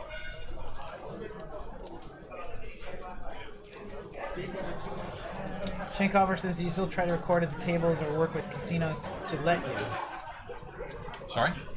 When you're recording your vlog, recording your hands at the table, are some places still giving you guff? Yeah, there's a few places in Vegas that have basically said, gotta chill out on this. Not too sure how we can, proceed with this one just yet. I think that's gonna be an ongoing discussion, as social media doesn't go anywhere from our lives, people are gonna want to be using Instagram stories and Snapchat or whatever, and capturing things and sharing them on social media. Is YouTube too much different? I don't know. It's a very ongoing discussion, but there's lots of places that are a little bit more liberal about it, and it's a little bit tough though because the 5-10 action, sort of my main game, is a little bit limited to certain casinos, so a little bit of a tough one. But as I travel, go to some other places, haven't officially been told no yet, so. That's important. Do you take the approach of just like ask later, kind of like better to ask forgiveness than permission? Exactly. I find it interesting. I think we just have to get people to come around to like new ways of marketing and advertising, and Yep. the idea that this is actually good for them. Yep. The problem with casinos though is such a small percentage of their income comes from poker. It's almost like Right. they aren't necessarily incentivized to get more people to play poker, although you get people through the door. The whole reason the poker room's in there in the first place, to get them to gamble a little bit. So, looks like... Dave's taking his normal seat. Oh, that's what's happening? I'm not sure whether they debated that or not, but Well, we saw a riverbet there with the nut flush, and Craig makes the call with his top pair. Again, he's got a 7 of hearts in his hands, and maybe that leads him a little bit more towards making the call. I like that Dave was actually able to get some value there. Like last time he had like a subpar hand, he bet 30. Right? Here, he didn't try to get too tricky. He just tried to get some value. Bro Andrew, the poker blog goat. Thank you for letting me enjoy the stream and vids. Love smoking and watching your stuff, man. That's right, Neeme the God in the chat. All right. Welcome. Let's watch the Harlan Hand. One word, insane. That's right, Johnston. You can check out archives of all of our shows, dating all the way back to the shows that Jake and Veronica have often said they're embarrassed about. So maybe don't go back too far if you care about their feelings. But they're the pioneers, and they got it going on. Everything's up there. A recap, says AO.2. A recap of yesterday's Bloggers game. Winner, loser. By far the biggest winner was Johnny Vibes. He was in the zone, and the cards were in his favor throughout the entire night. Played well, ran well. The biggest loser, I'm not sure. I think it was the gentleman in seat 1. I can't remember his name. Nat. Yeah, he got the brunt of Johnny Vibes' run good. The opposite side of that. And I think he might have lost the most. I'm not positive, though, because Dave on my left also not running that great last night either. The other vloggers, I think, either had a marginal win or loss. Actually, I think Brad Owen won like 2,000 last night, so it's pretty cool.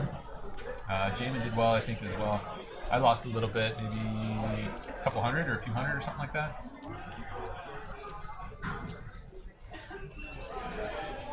A couple of people watching the Harlan Hand for the first time. Yeah, if you want to go back, AODad, and check out last night's broadcast, it's on the YouTube archive. It's a great game. Lots of action in the booth as well as in the table, so you should definitely check that out. Obviously, once we're done here, right? Perfect way to prep for the long weekend. Another bomb pot coming up. What's up, Ghost of M? If you guys are here for the first time and you're liking what you're seeing, go ahead and subscribe and follow. I mean, even if you only kind of like what you're seeing, it's only going to get better from here. So Sign on up. This time we have Mike P. Did he just join us here? Or is he here? No, he's been here. He's been kind of quiet. He played a couple of hands. Haven't seen him. I think he had a hand where he rivered 3 4s with 5-4. But this time he's got trips. And Brian's got a flush draw here. Again, in a bomb pot. The flush draw from Brian. Top pair for Steve K. He's going to bet it here again.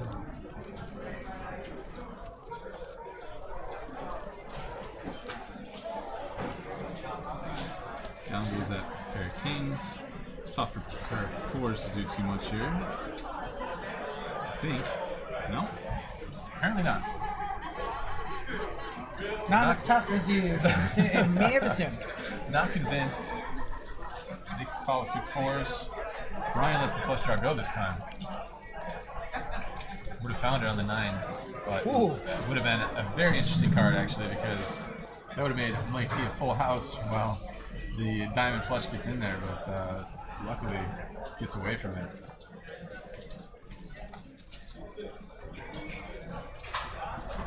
Okay, All right, time 880 pod. How much do you think he's going to bet? I think he's going to bet pretty big. Just in case the flush got there. The club's missed, so you don't have to worry about that. A pair of kings is going to be tough to get value from anyway, so probably try and get good value from maybe a worse 3 or that diamond flush, and just go pretty big here. It's just like the funniest bet of all time. Stacking it. It's just like, oh, I'll start here. That's just the starting point, then continue to add and add and add. So AC does not have a diamond in his hand. It does have a club in his hands.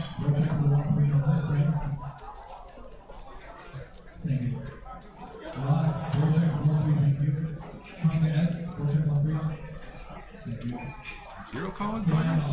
Wow. Looks close. Like I don't think it's that hard to find a fold here. You know? But AC, I would say, is one of the more... Although, I would say, like, AC's an aggressive player, but he didn't take an aggressive line on this hand, so if you're just going to check call your way to, to victory, I guess, sometimes that gets you in trouble, like a spot like this. Yeah, I mean, a lot of times when you're on the fence a little bit, you can sort of decide based on the suits of your cards that are in your hand. So, since he doesn't have a diamond, maybe it makes it a little bit more likely that his opponent could have the diamonds, and he's got a club, which makes it less likely that his opponent was barreling with clubs. So you can kind of use those little factors to make it, fall one way or other on the fence. But back and forth is pretty ambitious here. It's like I mean, you'd even be losing to something like, I don't know, like a random 5. I don't even know like what 5s would be in existence here, but you could easily be calling this bet and losing to a river 9, right? Like just a single 9. Maybe he missed the flush draw and has like a 9 or something. Yeah. I don't know. I don't think he's gonna call any folds. There you go. If he calls, it would be like throwing money into the sea. Nice. I like that. He did not do it. Matt Cleary wants to know how many days in Montreal. I think like 10 days I'll be there. So long trip. Gonna play that big 5K? I don't know yet. Just cash? I'm not sure. Debating. Sure yet. I'm gonna play a 1K event. That's like towards the end of the thing, the series, the party poker event that's going on there. And then debating between the 5K event. But yeah, as mentioned, meetup game on Monday in Montreal Playground Club. Brad Owen will be there too. Book your tickets now. If you haven't already gone, yeah. Get there.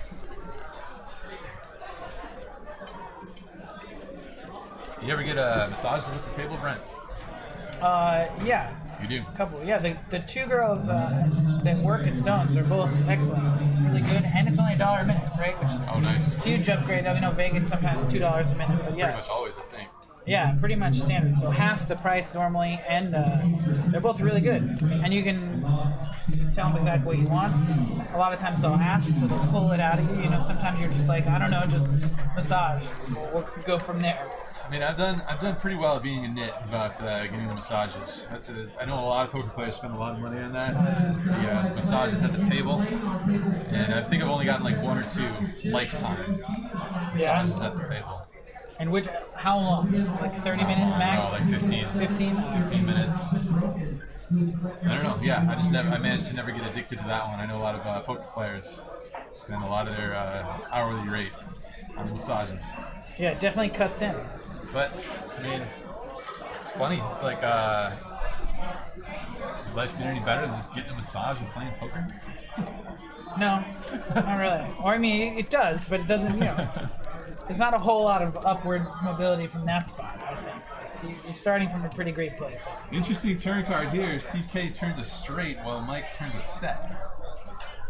Mike is a pretty aggressive player. He might consider raising here. Let's see, check through the flop, so... Yep. Steve's going to bet it, and looks like a raise. Steve's going to double check his cards here, make sure he's got a pretty solid hand. Let's see.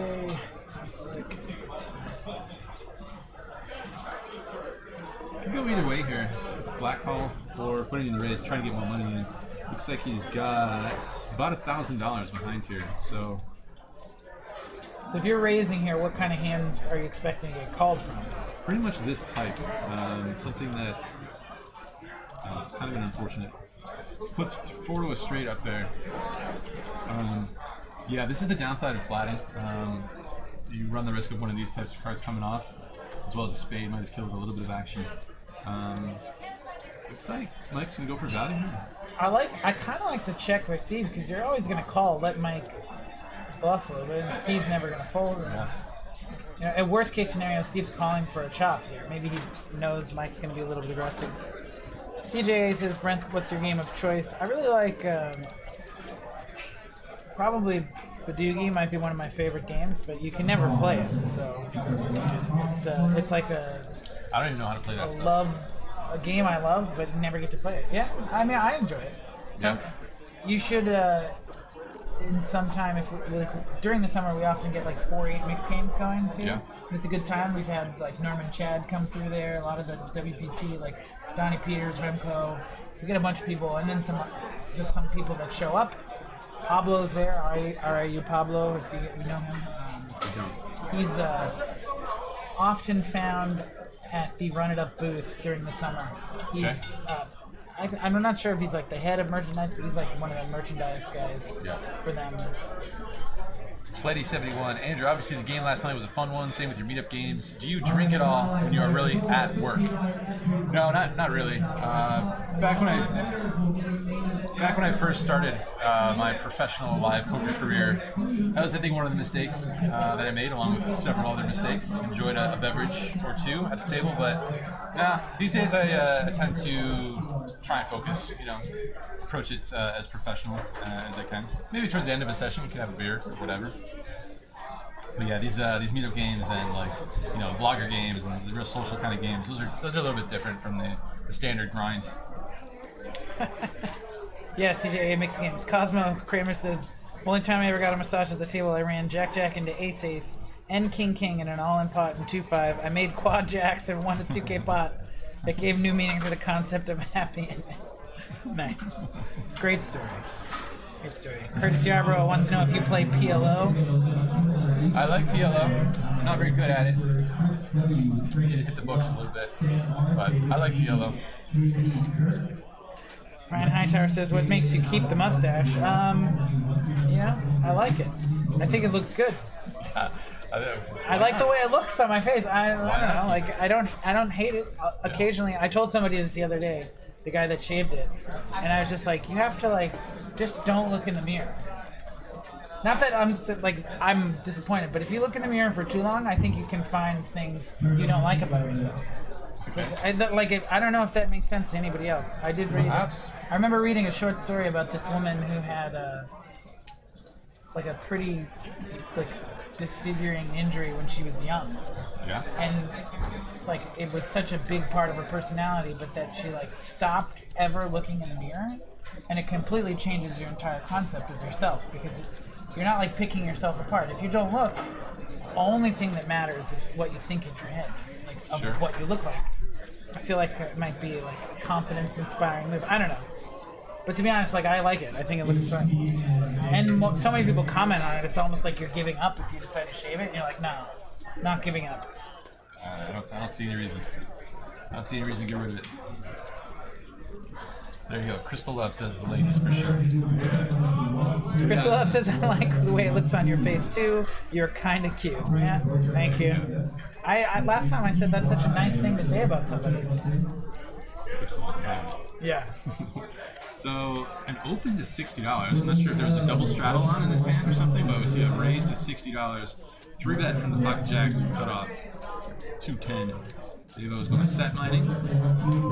Doesn't materialize. Rick's not going to love the ace there. Not going to stop betting anyway. Ooh. 210. Same bet size.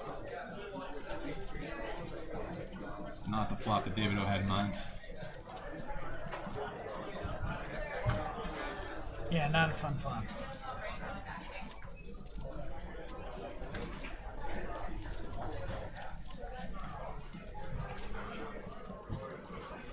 And once you start thinking about it, making all these facial gestures and things, kind of looks like a little bit face up with what you got going on there. It's like very slow fold in progress. Yeah, you almost have to fold at this point. I've had that actually happen a few times in a tournament. I'll play and I'll be like, still considering what I'm going to do, but then the final straw is, it's like taking me so long to make this decision that I need to just fold now. Yeah. Because Kind of there's written no all way. over you. Yeah, there's no way it's ever going to be, Although sometimes I can play to your advantage, like the tank shove or whatever. Yeah. But Yeah, you want to try and time your decisions equally, whether you are actually thinking about a decision or you know automatically what you're going to do. But less tanking the better in general. Keep the game moving. Curtis Yarbrough says, why the 1-3 game so hard to profit? I do better in higher stakes. It's all about adjusting, really. The 1-3 games tend to play a little bit more loose and passive and splashy, and you have to be willing to adjust and probably be a little bit more patient. You're not going to get bluffs through as often. People don't like folding for an amount that doesn't hurt them financially that much. And I think it's more on yourself. I get that. That's a question that comes up often. Should I move up to where they respect my bets, respect my raises? I don't know if you should do that. I think you should probably be able to adjust in all sorts of different lineups. It's always fun. I'm like, hey, picture time.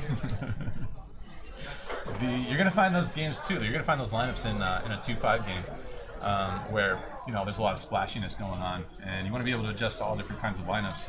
It could be that you also don't take the money as seriously in the 1-3 games, and you are not really playing as snugly as perhaps you could. As snugly. That's a new thing coming out in Andrew's merchandise. The favorable snugglies, which is like a onesie blanket thing, right? There we go, boom. You can get crazy. I think one of the things I noticed, you find it more online maybe, but the people who grind 1-3, dedicated to grinding 1-3, often are, a majority of those people I think are very bankroll mindful and choose to play 1-3 because it's beatable and within their range. Yeah. So it might be a tougher game. Some people might get, the urge to play higher stakes because they feel like they have to, and so maybe people jump to 2-5 too early, and maybe that's what makes You never know. Yeah, there's all different kinds of lineups and things going on there. Just have to be willing to adjust to all the different game flow scenarios. So we see an open from the 6-7, I think, and a 3-bet from pocket kings. AC in there with ace-3 offsuit, super speculative. Makes it way easier for Brian to call. He may have called anyway after the raise. Yeah. Ooh. Finds that flush draw and some backdoor straight draw possibilities. Also a straight draw and backdoor flush draw for AC. It's a board too. Oh, wow. It's ripping it in there. I mean, it is a board I thought AC could get a little saucy on. Yeah. Ryan is going to have a decision now. The 7-high flush draw. And Steve still behind him. And whatever Brian does, Steve is calling at the minimum. Yeah, there's no reason for Steve to get away from this. He's got 1,300 behind as Steve. Brian's got 4,000. I mean, does Kings Brian is just shove here? I don't know if To there's any isolate? point. I don't know if there's Yeah. any point really. You just True. have 7 high.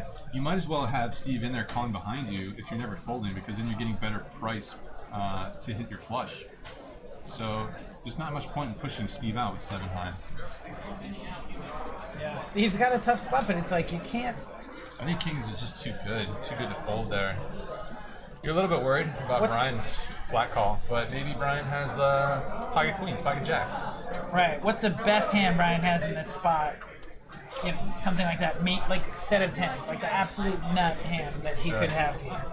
Yeah, I mean, there's definitely gonna be those crappy situations where your opponent nails it, but Yeah, I don't think. He was plays tight last cautious. night. He goes may for fold. the cautious route. Well, he also knows that the Kings don't win in Sacramento, so that's Oh, like yeah? that's a standard thing here at Stones. Kings don't win. News to me. Yeah. Yeah. No one told Andrew that before he started playing. Pletty says Steve was tight last night. He may fold. Good call there. Oh, diamond Yeah. comes. Oh, wow, and the 5 comes too, like, but still good. And Damn, flush twice. Flush. not too bad. So Steve gets away from it. Saves himself his stack there.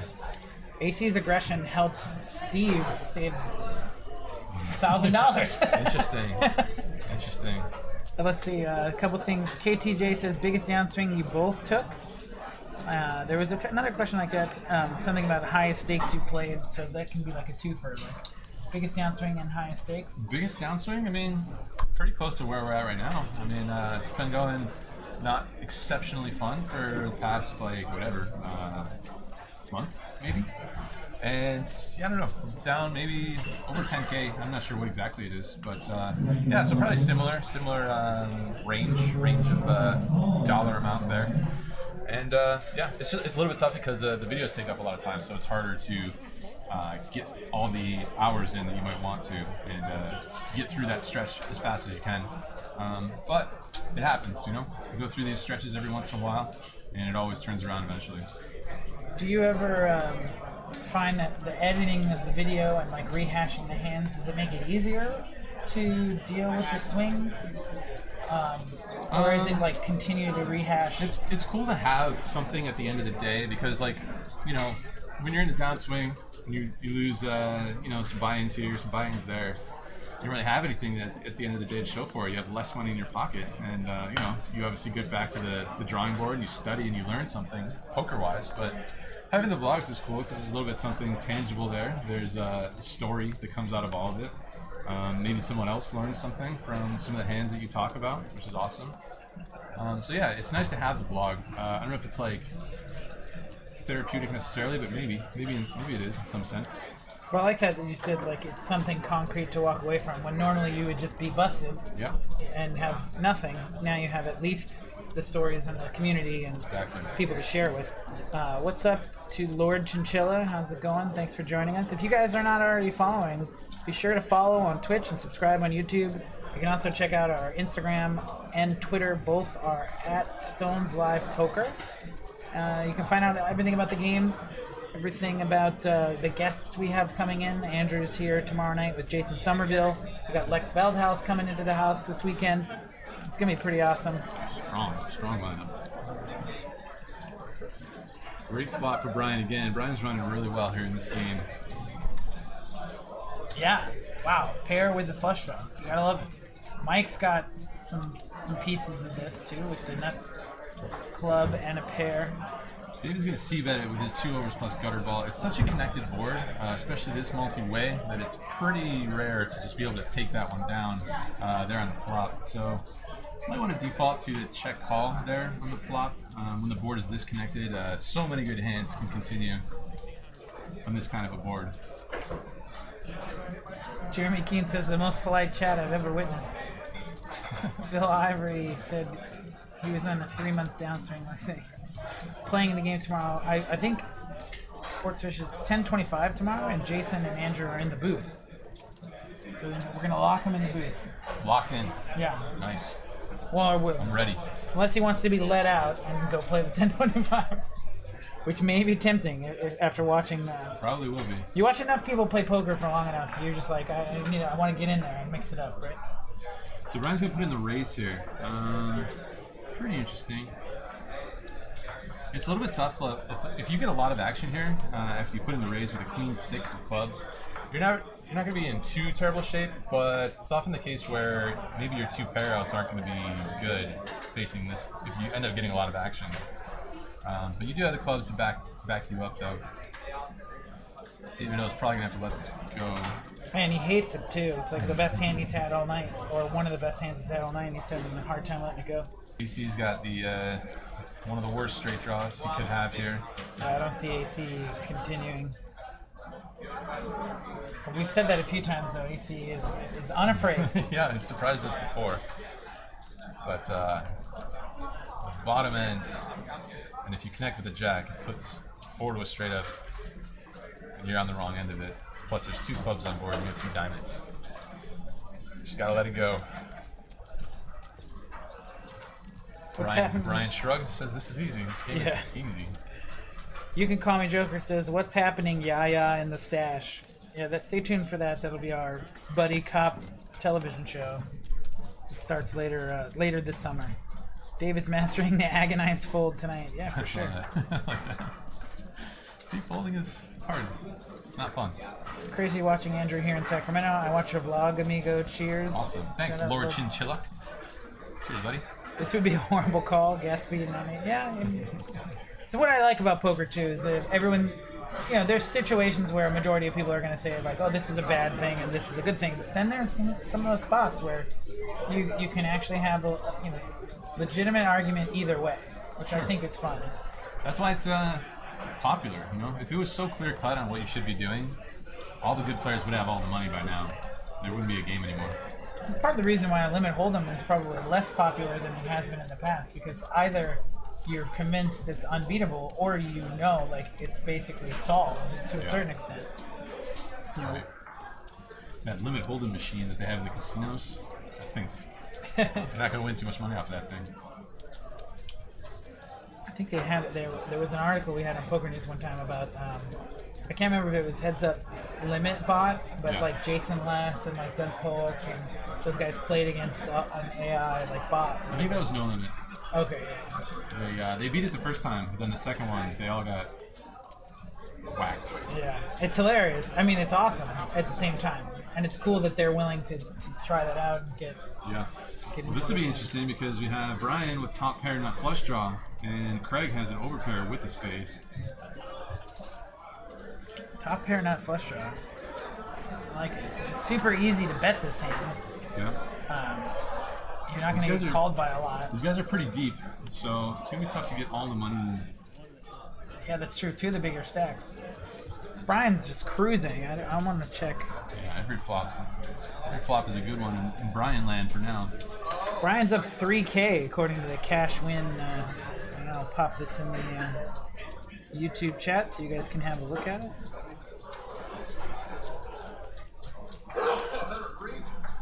There we go. So, to raise or to call here from Brian's point of view.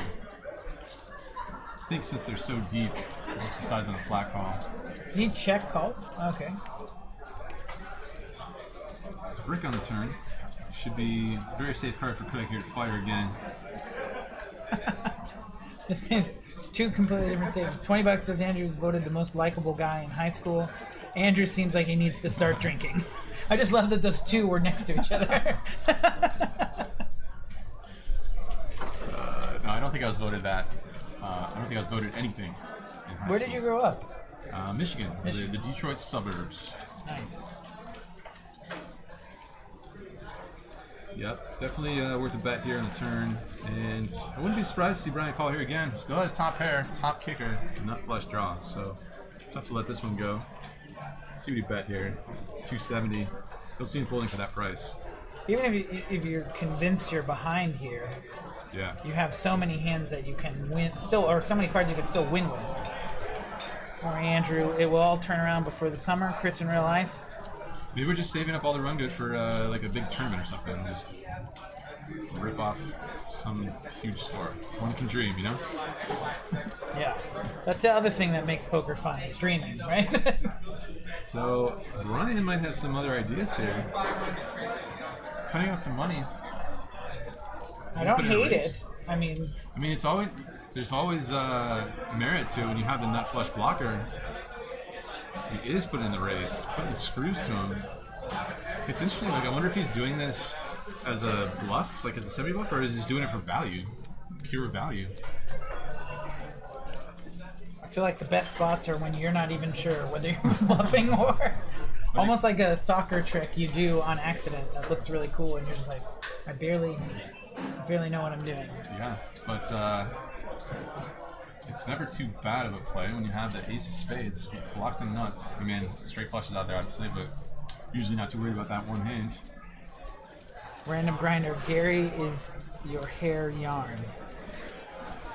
All right. Andrew, you were up for some poker award. Did you win it? Not only did you win it, you won the other one too. 2 poker awards. Yeah, nice. People's That was Choice fun. and the, what was the other category? Blogger of the year? That was fun. Seemed like a lot. The Blogger of the Year, at least. I think most people were probably convinced you were going to get that. It was interesting. I mean, they had some. Everyone that was in that category is a great content creator, even if they weren't actually making vlogs. So it seems like the definition of blogger was still being figured out. So Craig's going to call here. He is not convinced what's going on here. Craig's still with the best hands. It'll be interesting to see what Brian does now. Does he again turn it into a bluff, or is it just slow down? I mean, a shove here, basically Craig has pot left. A little bit more than a pot size bet left. Yeah, I feel like there's 2 options. He's got to think that his hand is not good now that Craig called there, because he wouldn't be drawing with like king high spades. Probably not.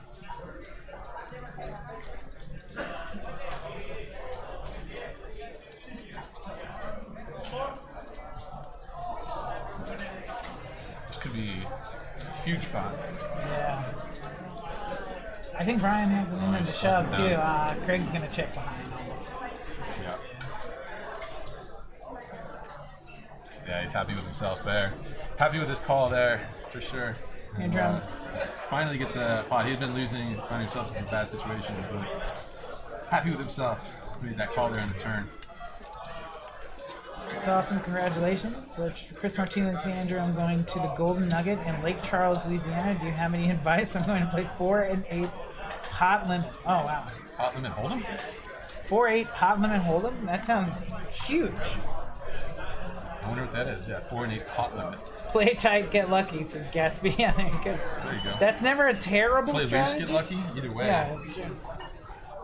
Have fun. I think, especially if you're just starting playing, have fun and maybe. Yeah.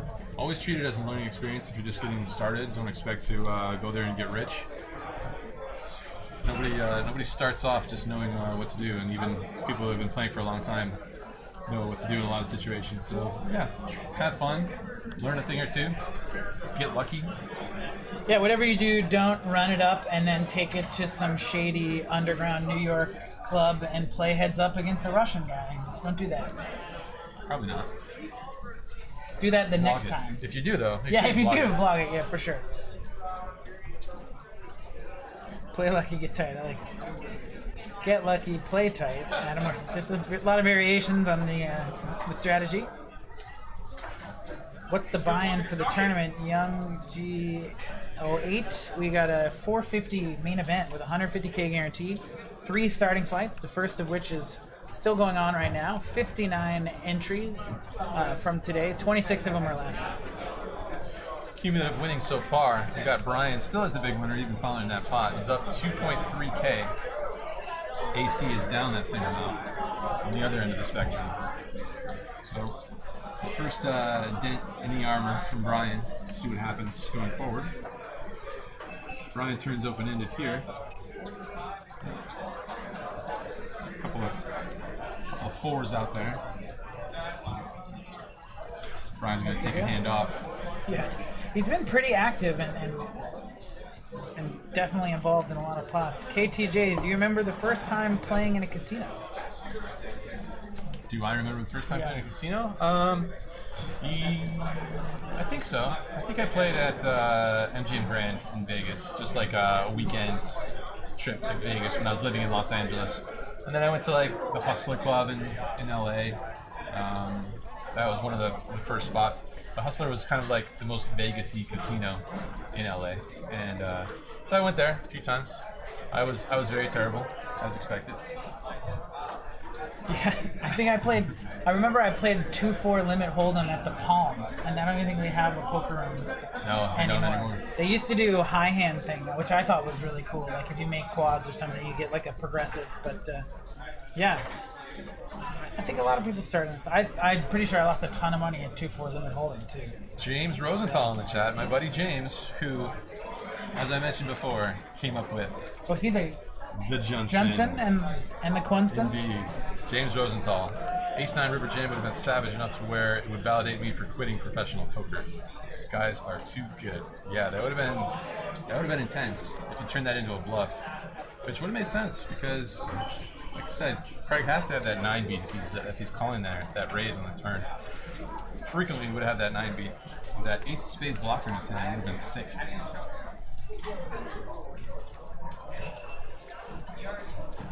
Shout out to James in Chicago. Did Brado go back to LV? Yes. Back in the desert before meeting me in Montreal. 2 flush draws now for Dave and Tiny. Ooh. Steve K with top pair.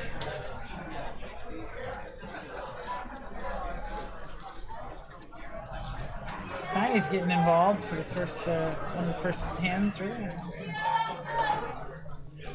Both the flush draws call. Tiny wants to avoid the club. Settle for an 8. Nope. Settle for an 8. If I have to, I'll settle for an 8. Yeah, that's always fun when you have these like really promising flops and turns, and then you brick everything on the river. Steve K is gonna still realize he's got the best hand here, trying to get some more value out of it, but everybody whiffed. Elm 36 Akron says Akron, sorry. Hey Andrew, big fan. Keep up the great work in the vlogs and the favorable flops with 2 exclamation points. Thanks, buddy. Gonna keep after it. Has Joey give you your awards yet? Says Lucky Luciano.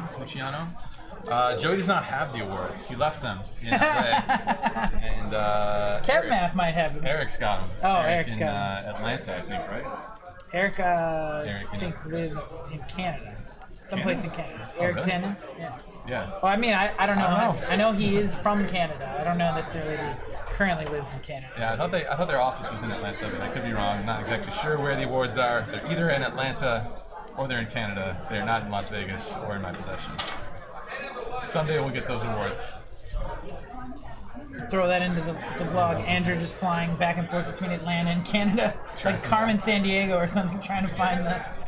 But Eric's a good dude. He's got a lot going on in his life, so no worries, man. We'll get him eventually. How many decks are you playing with tonight? I haven't seen 5 of a kind yet. Just 1 deck. Well, we rotate 2 decks, so technically 2 decks, but only 1 at a time.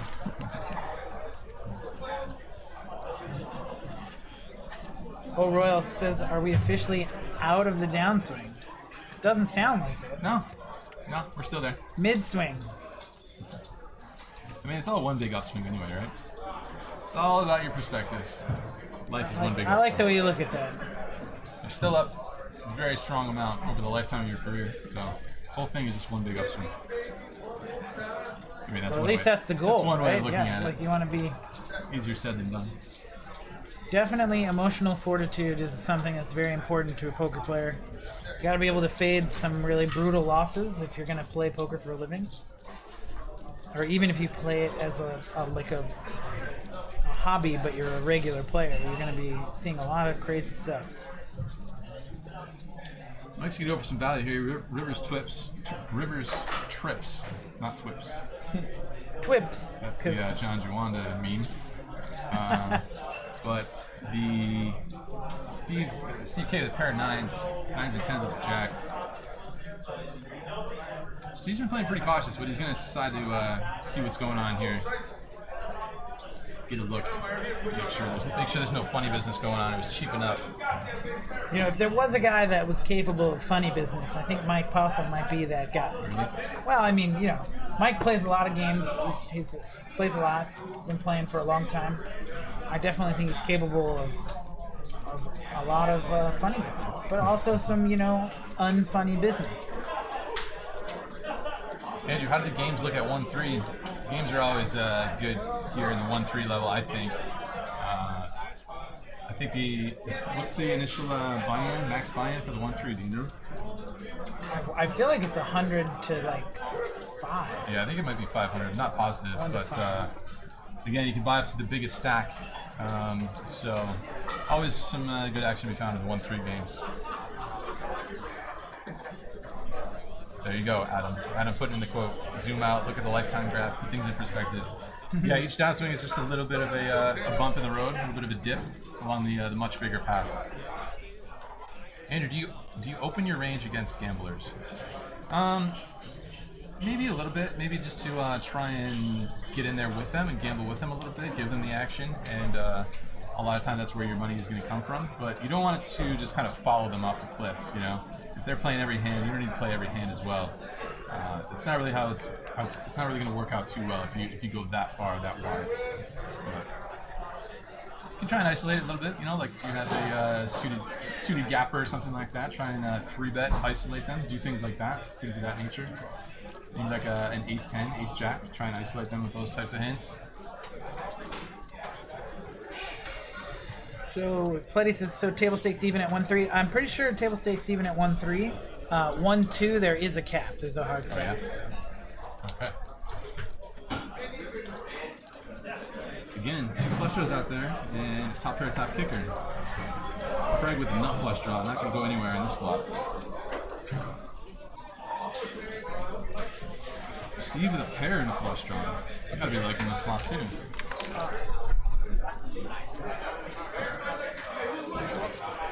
Alright, I'm going to hold it down here. You coming to join me? Yeah. Alright, let's get in Oh, wait, there. hold on. Let me. Okay. Eventually coming in.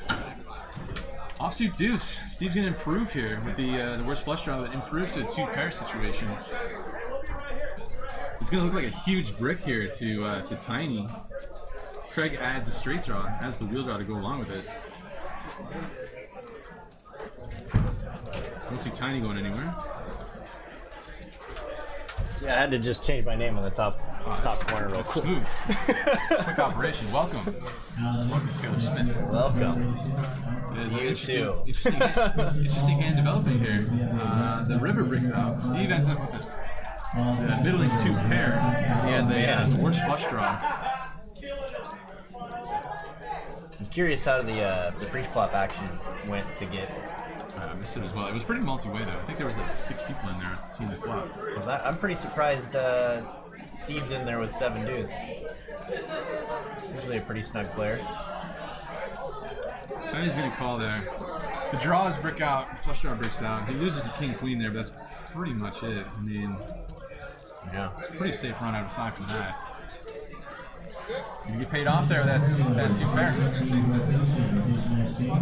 Yeah, I think he realized that. I think he realized that only one. He's like, one hand beats me, so Yeah. I'm gonna go for value. Yeah. Too strong a hand to fold there. Crystal Love showing you some love in the chat. Hey Crystal, what's up? So you're usually in the booth behind the booth. Yeah, I'm in the back here. Second booth. Yeah, exactly. Manning the controls and stuff. Yeah, I mean, I've been on this side a few times. Okay. Before I was back there, but And when you coming back to Michigan, Motor City meetup game, Jason Weber. We're probably going to do that second half of the year after World Series is over. I think we should be able to get a pretty good turnout for a meetup game in Detroit, Rock City. You ever been to Detroit? I have not. I haven't been very many places. I'm not I'm not Born gonna and lie. Born and raised in Sac Town. Yeah, I'm born and raised around here, and I haven't got out much. I've been to like 4 states. I was in Maui when I was like 7. That's Okay. like the farthest I've ever been. You got to get out there and see the world, Taylor. Right? I know. Wow. That's what I'm thinking. Got a 2-year-old. It's kind of hard with a 2-year-old. Oh, okay. But That's cool. maybe in the future. I'm hoping. Yeah. Take the kiddo to see some places, Right. You guys can see them together. We did go to Disneyland a couple months ago, which How was that? Clearly isn't very far away. How was that for you? How did you enjoy that? It was fun. It was like Yeah. it was like 5 days. It was like longer than I'd ever stay there on my own dime. That's a but- lot of Disneyland. 5 days. I know exactly with a 2-year-old. Yeah. Bomb pot action. Do you want your seat back? Just kind of hanging out, drinking some water. 2 pair for Dave C. What else? 2 pair for Steve also. He's got the bottom 2. Bottom 2 versus top and bottom. And Tiny has the Jack Link's beef jerky, whatever mystery hand. There you go. Free shout out to Jax. You're gonna make so much money. Innocent degree already. Moment hand. Sacramento. See, exactly. Crystal's got it right. Sacramento vegan talking about Jack Link's beef jerky. Exactly. The irony. So Steve's gonna bet it. Dave C. not gonna go anywhere.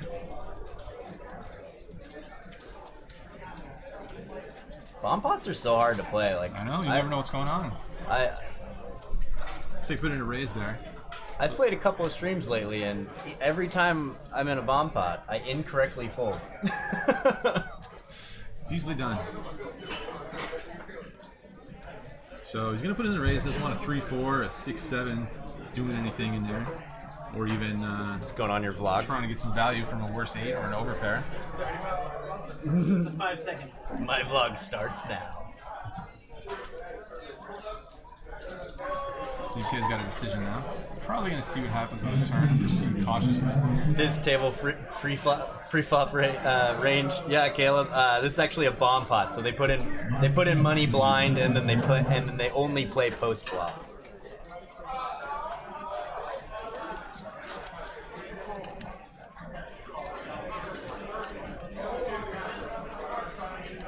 I was in the PLO game a couple weeks ago, and we did bomb pots there, and that's insanity. That sounds really fun. That's insanity.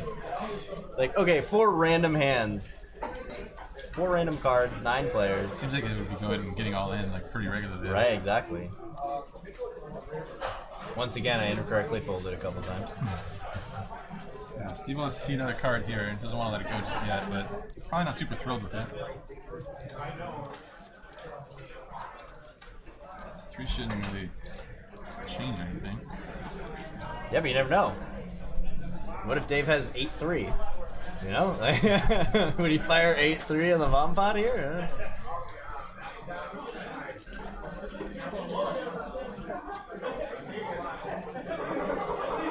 He almost has 8-3, he has 8 deuce. Even with the 2 pair, he's probably still wondering if it's possible that he's not ahead here, but he's going to go ahead and bet it.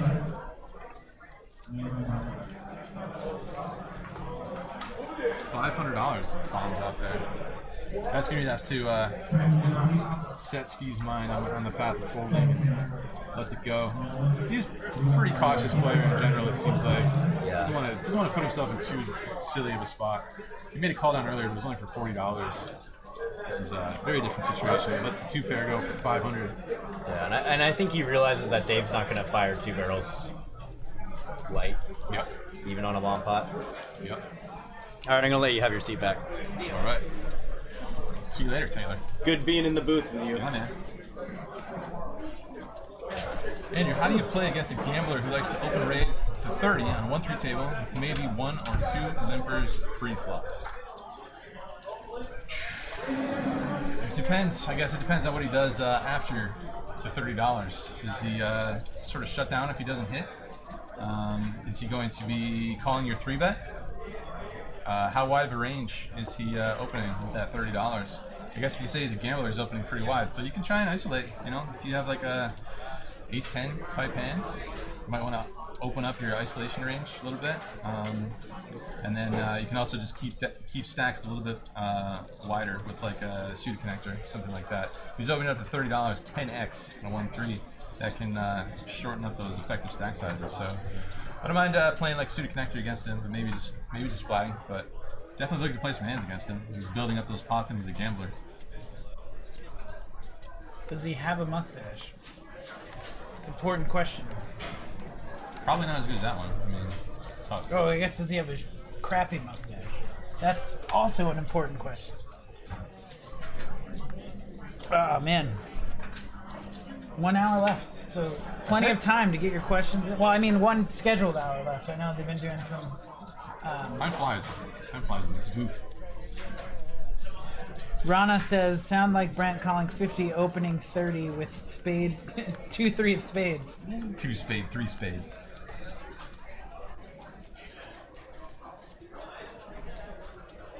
So this is not a bomb pot. And we have the King 6, the Queen 8, the 9-5, the 5-4. All these hands are in there. King 6 finds a pretty sweet flop. AC. Hasn't had too much go right his way. But he's going to be happy here. Dave C probably continue with the gutter ball and a flush draw. Gutter's not the one you would like to have, but it is a flush draw.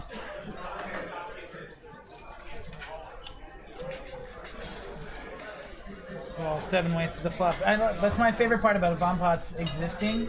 That you sometimes question, like, wait, was this a bomb? Oh no, this wasn't a bomb pot.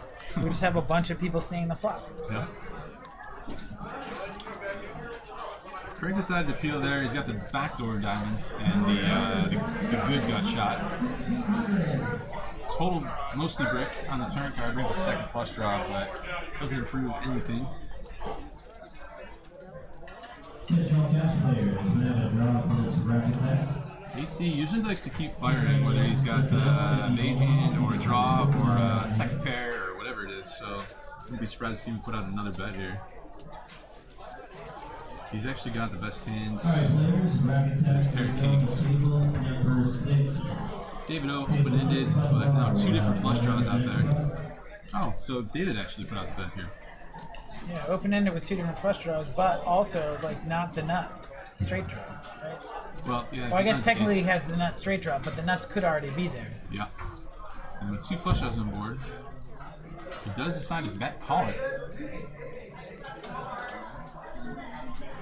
Should be brick on the river unless you're up against like a queen jack.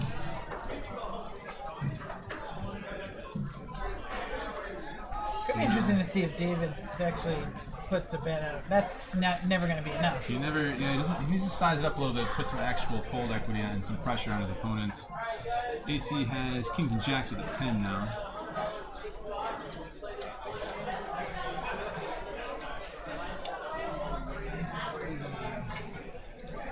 I mean, this seems like a pretty easy $45, call. Yeah, yeah. 45 into 500. Yeah. It's I'm not sure. enough. I'm not sure what's going on there. I'm not But $45 is not going to induce anybody to fold. Andrew, Bellagio, your favorite room in Vegas? I really like the Wynn, the Aria, and then the Bellagio I spend a lot of time at. The Bellagio gets the most 5-10 games on a regular basis. So that's often where you'll find me. But those other 2 rooms mentioned, very nice. Great food options at Aria, lemongrass, $5.50 pizza. Oh man, Oh, yeah. all those. Yeah. I think Aria might be my favorite. I'm not even saying that because Sean, Poker Boss, spends a lot of time in our chat. Yep. But yeah, Aria's a good place. Quality. They also place. have steady PLO games, and they always have like a mixed game going. It's really great. Yep. Wynn has also been getting the PLO Oh, pretty awesome! regularly Yeah. now. Oh, the Wynn. I have been to the Wynn a couple of times. I like it. Newest room in Vegas. Without the Encore technically, but same company. Let's see. A few questions. Showtime Poker says, "Am I covering the millions in Montreal?" I'm not. I have no plans to go up there yet, but I would love to go back. I haven't been to Playground in like a couple of years. I'm playing the meetup game. Yeah, I mean, let's see. Monday. Get I there. don't have anything going on. Perfect. Maybe I'll just win this main event here at Stone's, the 150K guarantee main event that just started today, and I'll parlay that into some right. sweet meetup game action. Holding that to you. Okay, well if I Holding you to win, that. I'm doing it. Yep. There you go. What about top 3? Okay, fine. Matthias Dallas says 888 event this year. Andrew, Maybe the London one later on this year. That's a great event. It's a little too early to say just yet. It's tough to know what I'm doing like next month or whatever, but that'd be cool. Hopefully the London event again. Does Bellagio have 10-25 or higher? Yeah, it gets 10-20 and 10-20-40 pretty regularly, and then sometimes 25-50, and then during the series, huge games. Brink 1984 wants to know where they can find the t-shirts. Order them online? Yes, favorableapparel.com. There you go. Come join us. join the team. Team favorable. Showtime Poker is going to be in Montreal and is mugging it up. Awesome. Awesome. Who said that? Showtime Poker 19 in the Twitch chat. You should come. Showtime Poker 19. Always a good time. Casual poker, couple beers, followed by hangout time at the bar. So that's really cool. That's in conjunction. It's kind of going on at the same time as the Party Poker Millions event. That's starting this weekend, I think, basically.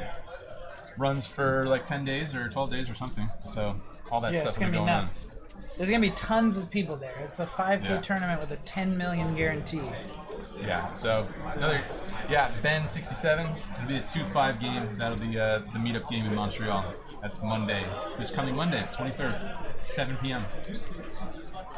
Jess Toast with the Twitch Prime sub. That's awesome. I hope. You're supposed really to. appreciate One of us is supposed to blow a kiss like Casey does. Oh yeah. Thanks. That's obviously probably not as enticing as the Casey kiss, but you know what? That's not true because I'm sure someone's finds it. I have to ask Jess Toast if she. How enticed are you? Can do it with the left hand too. Oh, I didn't blow the kiss last time. Oh man. Bummer. We always flop sets when we have a favorable shirt. It doesn't hurt. That's the hope. It does not hurt. It doesn't hurt your chances. That's for sure. A lot of people send me those messages. They'll say how good they ran when they were wearing the favorable apparel. Send me pictures of their chip stacks next to a hat. Chauncey Peppertooth wants to know if you're going to go to Run It Up Reno again in October.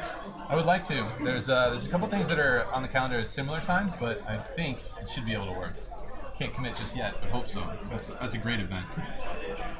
Pretty unique event. They let you stream, film at the poker table. Pretty similar to how open-minded they are about that here, and lots of other of the poker streaming heroes that you guys know very well by now. And everyone's so friendly there. It's like I met a guy who went there by himself and was worried about not knowing anybody, but made a bunch of friends pretty quickly. It's fun, like railing the final tables and just having some beverages. The bar, there's an open bar in the tournament area during the entire Run It Up Reno. Peppermint hooks it up. Open bar for anybody. If you guys are unfamiliar with Run It Up, Jason Somerville, the creator of Run It Up, is going to be in the booth the next couple days, so we're super excited to have him. I'm sure you're going to hear a lot about the October event, and if you haven't been to one, this is the time to go. It's going to be the first event that's 10 days long. Their Run It Up Reno is going from 7 to 10 days. Wow. Yeah. It's getting more and more popular. The numbers continue to grow. Everyone's really cool there. Very laid back. Fun times. Yeah, it's a good time. He did not pay me to say any of that, by the way. Mr. Somerville. That's all Gratis promotion. Yeah, I feel like Run It Up is so much fun. It gets a lot of just like people saying it's great and it's a good time. It's funny. What was it? I had something you said sparked a thought. Now I totally spaced it. Oh well, just go. It's a good time. Let's see what happens on this multi-way flop. Open-ended for AC. Top pair for Mike P. The ace-king whiffs. Oh, I remember I was going to say Valerie Cross from Stones came to Run It Up. That's how we met. She was alone. And I was like, oh, you can be like with our friends. And so we just assumed her into our friend group, and now we've been friends ever since. Cool. How I ended up finding Stones, too. It's pretty great. AC gonna bet it here with his open-ender. Looks like Mike probably the only one who can possibly call here, but not today. AC is definitely not shy. No. He'll fire it in there. He's not afraid. Pulls the trigger. 5 deuce offsuit doesn't work out for the David O on the button.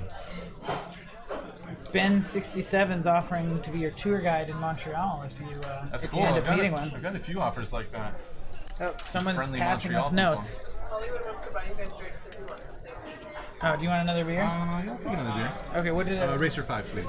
Yeah, I'm good. You're good? Yeah, Okay. I'll have like a green tea. With honey and lemon? No. Yeah, sure. Why not? Okay. I'll try. Go crazy. Yeah, just Honey, lemon. put them all in there. Honey and lemon. Thanks, Ben67. Thanks for the offer. I'm going to be there for 10 days, so looking forward to checking out Montreal. Heard a lot of good things. Sounds like a fun city. I heard it's snowing there, though. I wouldn't be surprised. Yeah. It was gorgeous here today in Sacramento. To go from this to snow. Yeah. The fun experiences of traveling around the world or different things. Yep. Marco Anzio Brent, I think you are a sterling member of the LGBT. I'm not a member, but I'm a big supporter, so Yes. thanks. We all are. Hey Brent, who else will be in the booth with Jason? Oh, what's up, Showdown Poker Podcast? I think, Lex Veldhouse and Andrew. So tomorrow night you got Andrew and Jason, and then you follow it up with Lex and Jason. Let's see, actually, I have the calendar right here because I feel like there's 2 nights in between there. Oh, it's Saturday is going to be like a mystery group. Jason, kind of a just run it up crew. So I imagine that might put Lex and Jason in the booth together at some point. And then Sunday night, the main event that we're having right now, 450, 150K guarantee. The final table is going to be streamed live, and Jason and Lex are going to be in the booth. All right, so looks like Davo puts in the raise after many limpers, which is a very reasonable hand. Queen Jack of clubs from the cutoff. Unfortunately, he runs into pocket kings from AC. Finally, AC has a very premium hand here after putting a lot of money in with some other holdings. David only has $450, and the 3-bet is to $230, so just depends how much he wants to gamble, really, but not the best spot. He decides he wants to gamble. It's gambling time. Sick of it. Queen Jack of clubs looks good after you get 5 deuce offsuit. We're gonna be off to the somewhat racist here. No love there. Either the 9-10. Oh, picks up some outs. Nope. No love. All hearts. That can't. If I don't know if Dave's actually shown his hand yet. That can't make you feel great if you're AC. If you haven't seen what you're up against. Right. After that run out. But it's a safe run out for the pocket kings. $830 in the pot.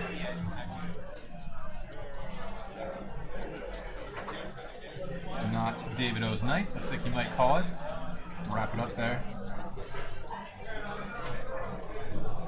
You play that many hands, you make that many bets, you fire as many times as AC does, you tend to get some action. Apparently there's another Brent in the room, and his 1-2 seat is available. So if you guys are out there, get me at a table with David, says Butter Mango.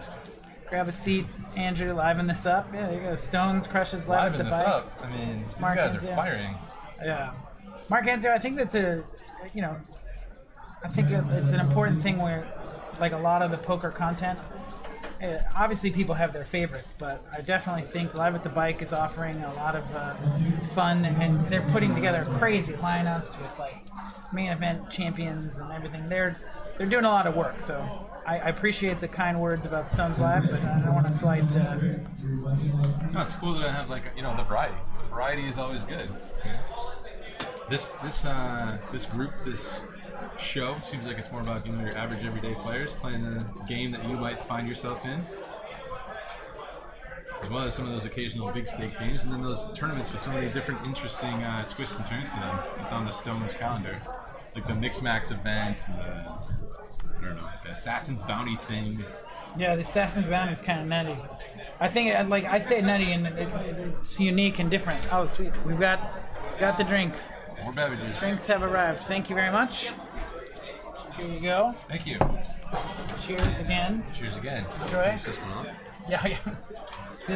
The fun part, if you ever decide you want to be a guest in the booth, people will just funnel beers to you. They do. We'll have to send a thank you to Hollywood. Is that who Hollywood. sent this? Do you know who that is? I do, unless I'm pretty sure. Yeah, Hollywood's on the stream. I'm actually surprised he hasn't shown up in any of the games this week. He's been off the stream for a while, but yeah, he's actually he probably one of the tighter players that plays. But it's funny because he always brings he'll have racks behind him, just like a table for his racks. So he's fully ready to play with enough chips to play, and then is maybe one of the tighter players out there. But it's great because he's a great part of the community. Like you said, a lot of these guys are Stones regs. Yep. It's nice to mix it up and get guys like you in there and just get everybody the experience and Yeah, good variety. So interesting turn card here is Dave C, top pair plus flush draw now. The open-ended straight draw is just going to decide to let it go. That's awesome. John Stove says, I'd watch a 5-5 game with a bunch of average Joes than a 100-200 with a bunch of pros. More relatable. Yeah, I could see that. You know, it's tough to really understand these big swings and get a feel for what that is in these massive nosebleed games that you might never even play in your life. You know, but watching these guys play a game that you are very familiar with, it's cool to watch and see what happens and see what you can pick up. It's kind of one of the reasons why I wanted to start the vlog. You know, so much media attention was on the nosebleed games, the high stakes tournaments, super high rollers, and all these things that we're not going to have a seat at, the vast majority of us ever. And it's cool to showcase some of these other, everyday cash games that are going on. Yeah, I think that's a very important point. I remember when I first was introduced to your vlog, Jamie Kerstetter, which said exactly that. Like, basically, it's like, hey, you can watch Andrew's vlog, and then you can go play 2-5, and feel like it's just a different connection. Like, I would love to play a 50K mixed game tournament. I'm never going to play one in my entire life. Yeah. But, so occasionally it is fun to watch that. But I do think it's awesome to have these guys. Plus, the idea of the vloggers game is really awesome. Like, this is like our second or third vloggers game we had. If you guys didn't get a chance to check it out last night, it's in the YouTube archives. You definitely should. If you're not already following and subscribing via Twitch or YouTube, do so. You'll get notifications about all the times we're going live. It's going to be a huge weekend this weekend with tons of really great streams. Obviously, we still got Andrew for another night, and then we got Lex and Jason. Tournaments coming up, main event, final table, some 1025 cash game action. It's going to be awesome. So I was wrong about David O throwing in the towel. Backhand it. Not ready to give up. Right away, find yourself trip sevens here in this hand. If you give up, how are you going to flop trip sevens? Indeed. Brian's got a top pair. We call one street. Showdown Poker Podcast, is the buy-in capped? No, buy-in's not capped at this table, so they can match stacks at any point. Once the first hand happens, it's a cap of 1,000 for the first hand. So Brian's ace, his kicker, improves to a queen now. This is a good scenario for David to get paid off. Let's see what kind of sizings he chooses. Well, Hey, Brian. so much for that. Snapful. I guess David, either maybe it's the food, maybe it was just like, or David's image is just like if he's firing 2 times some juicy, like bigger bets than just $30, maybe he's got you beat. Those smaller bets didn't really materialize too many hands, but now he's betting 3 digits, the $100 bet. Yeah, Byron V, Lex Veldhouse, and Jason Somerville together in the booth for the final table of the main event. We have a $450 main event with a $150K guarantee. That final table is going to be streamed right here, and Lex and Jason will be in the booth bringing you the broadcast. It's going to be awesome, super exciting.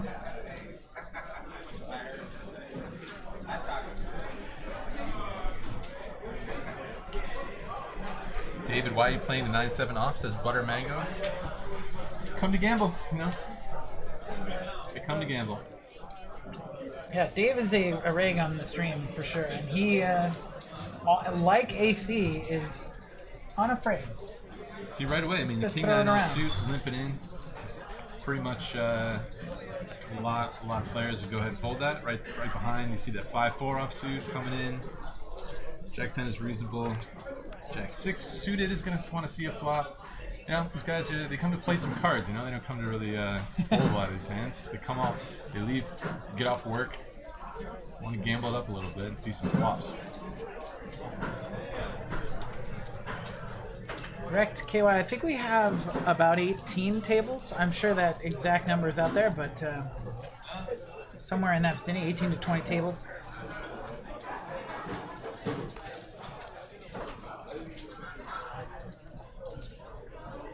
Mr. Mondo, the only person here with anything whatsoever.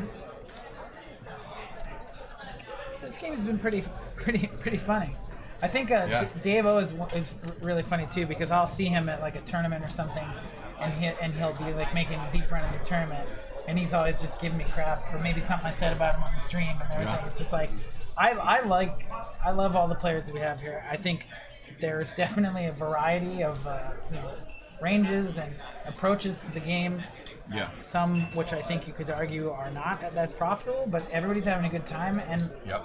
a huge majority of the people that show up here, like I haven't really had any issues, but like there's a lot of like really respectful, nice, like fun people to be around Yeah. that play here. So I get the sense that nobody's really risking a very large portion of their net worth by gambling up in this game. You know, it's a pretty fun, approachable game to a lot of people. David floats the flop with the king 9 off suit. He float the turn as well. Not believing. is it floating if you do it twice? I guess Double so. float. The double float. Now he's Yeah, gonna he's try and still pick it fine. off and see if he puts out a reasonable sized bet there. That looked like a white chip. Maybe you made it 100. No, 75. I think that's a reasonable size bet though. 75 into 210. It's reasonable. Might want to go a little bit bigger, try to get a little bit more fold equity. If you have a deuce, you want to get more value, but who knows? Either way, you might want to just try and get a shrug call if you have a deuce, and that's probably what he's trying to make it look like.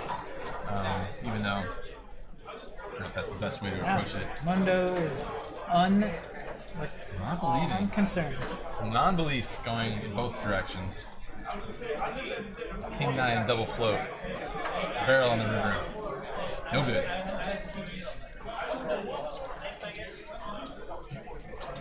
Andrew, you hosting any other East Coast meetup games after Montreal?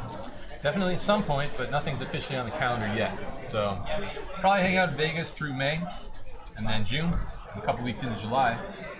And then after that, get on the road, get some meetup games going in some other locations.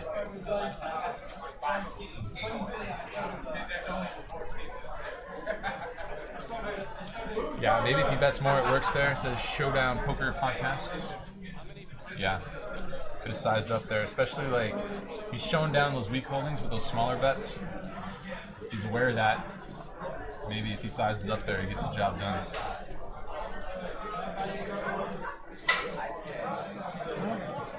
Shout out to Jonathan Toval. Says, "What's up, Andrew?" What's up, Jonathan Toval? Several exclamation points.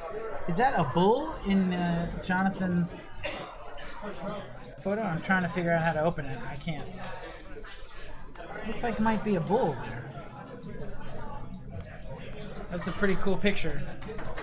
Let's give a shout out to Sarah Herring, your co-host. She's awesome. I don't know. I told her that we were in the booth tonight, so I don't know if she tuned in or not, but she's fully aware. One of the hardest working people in poker, right? She's killing it. She's doing like crypto stuff, poker stuff. Yeah. I watched one of her podcasts about crypto recently. Just moved to Texas, I see. Austin, Texas. Austin? I believe, yeah. Which is cool because you see now she's putting out a lot of pictures on Instagram and stuff of family. Her husband and his family, I believe, live there too. And yeah, it's pretty awesome. Bunch of kids. She's always posting. I'm getting so many pictures on Instagram from her of like her with these kids and a bunch of family stuff. She seems really happy, which is awesome. Yeah, that's cool. All right, so AC with another actual premium hand here. Pocket Jacks flops himself the over pair. We got a gutter for Dave C and bottom pair for Mike P. Definitely a good spot to put out a C bet on this flop. Nobody with too much here to work with. And it's like people just ask the most like funny questions. So Mike P's going to make a call here. He can beat some overcard holdings that put out a C bet. He's got some backdoor hearts, bottom pair. See if he can improve here. Ooh, That's not a good one. yeah.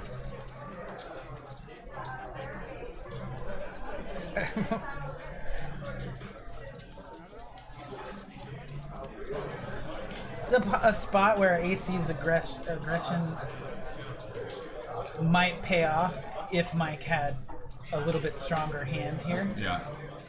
I don't see Mike calling him down too often with a pair of threes, Right. but Even if AC happened to have like Queen Jack there and was betting with the overcards plus straight draw, he still improved. He's never going to be in that great shape. yeah, firing twice. It's just like the perfect card.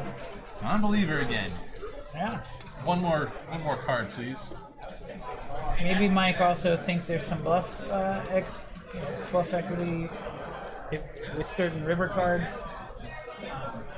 Well, if you didn't believe him on the turn, the splash didn't really change anything. So, AC is putting on the trap, I guess. He's setting the trap. The spades miss.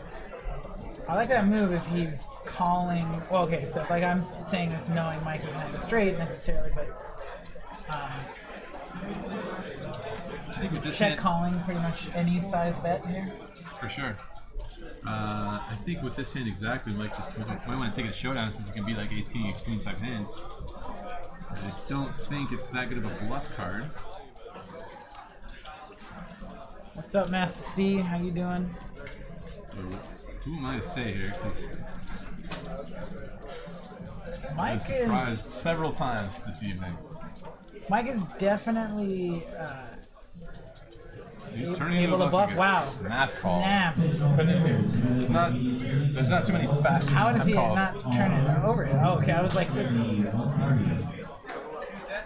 He's shocked to see that strong of a he hand. snap called. He took a while to show it, but he snap called. He's like, this is what you have? A pair of threes? I can beat a pair of threes. Yeah, when you put in $500 on that board and you get snap called with a pair of threes, there's no world where you're winning. Mike is amused by that, calling him down with the bottom pair versus the top set. Puts in the bluff on the river. Not good timing this time. It's important to be able to bluff. Obviously, Mike calling the turn, his plan was to probably bluff a lot of spots. I guess so. Unless he just thought the three had a shot of being good there.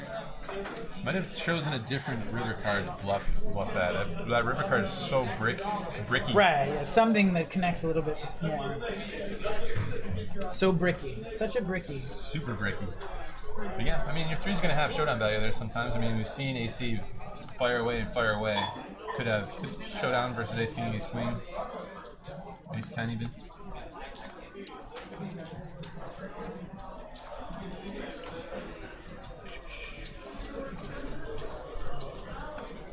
If you guys are tuning in for the first time and you're not already following, feel free to do so. Twitch, YouTube, whichever one you prefer to watch on or chat on. We'll be here on both. Monday, Wednesdays, and Fridays is our standard schedule, the last Sunday of every month. But this weekend is different. We're here tonight, tomorrow night, Sunday night, and back Monday. So it's just going to be like a huge weekend of streaming with Jason Somerville, Lex Veldhouse, another night with Jason and Andrew in the booth. Yeah. Tomorrow. That should be a fun one tomorrow. 10:25, no limit. Yeah. It's one of the biggest games that we stream at 10:25, sometimes on Friday night. Should I get a tuxedo for that?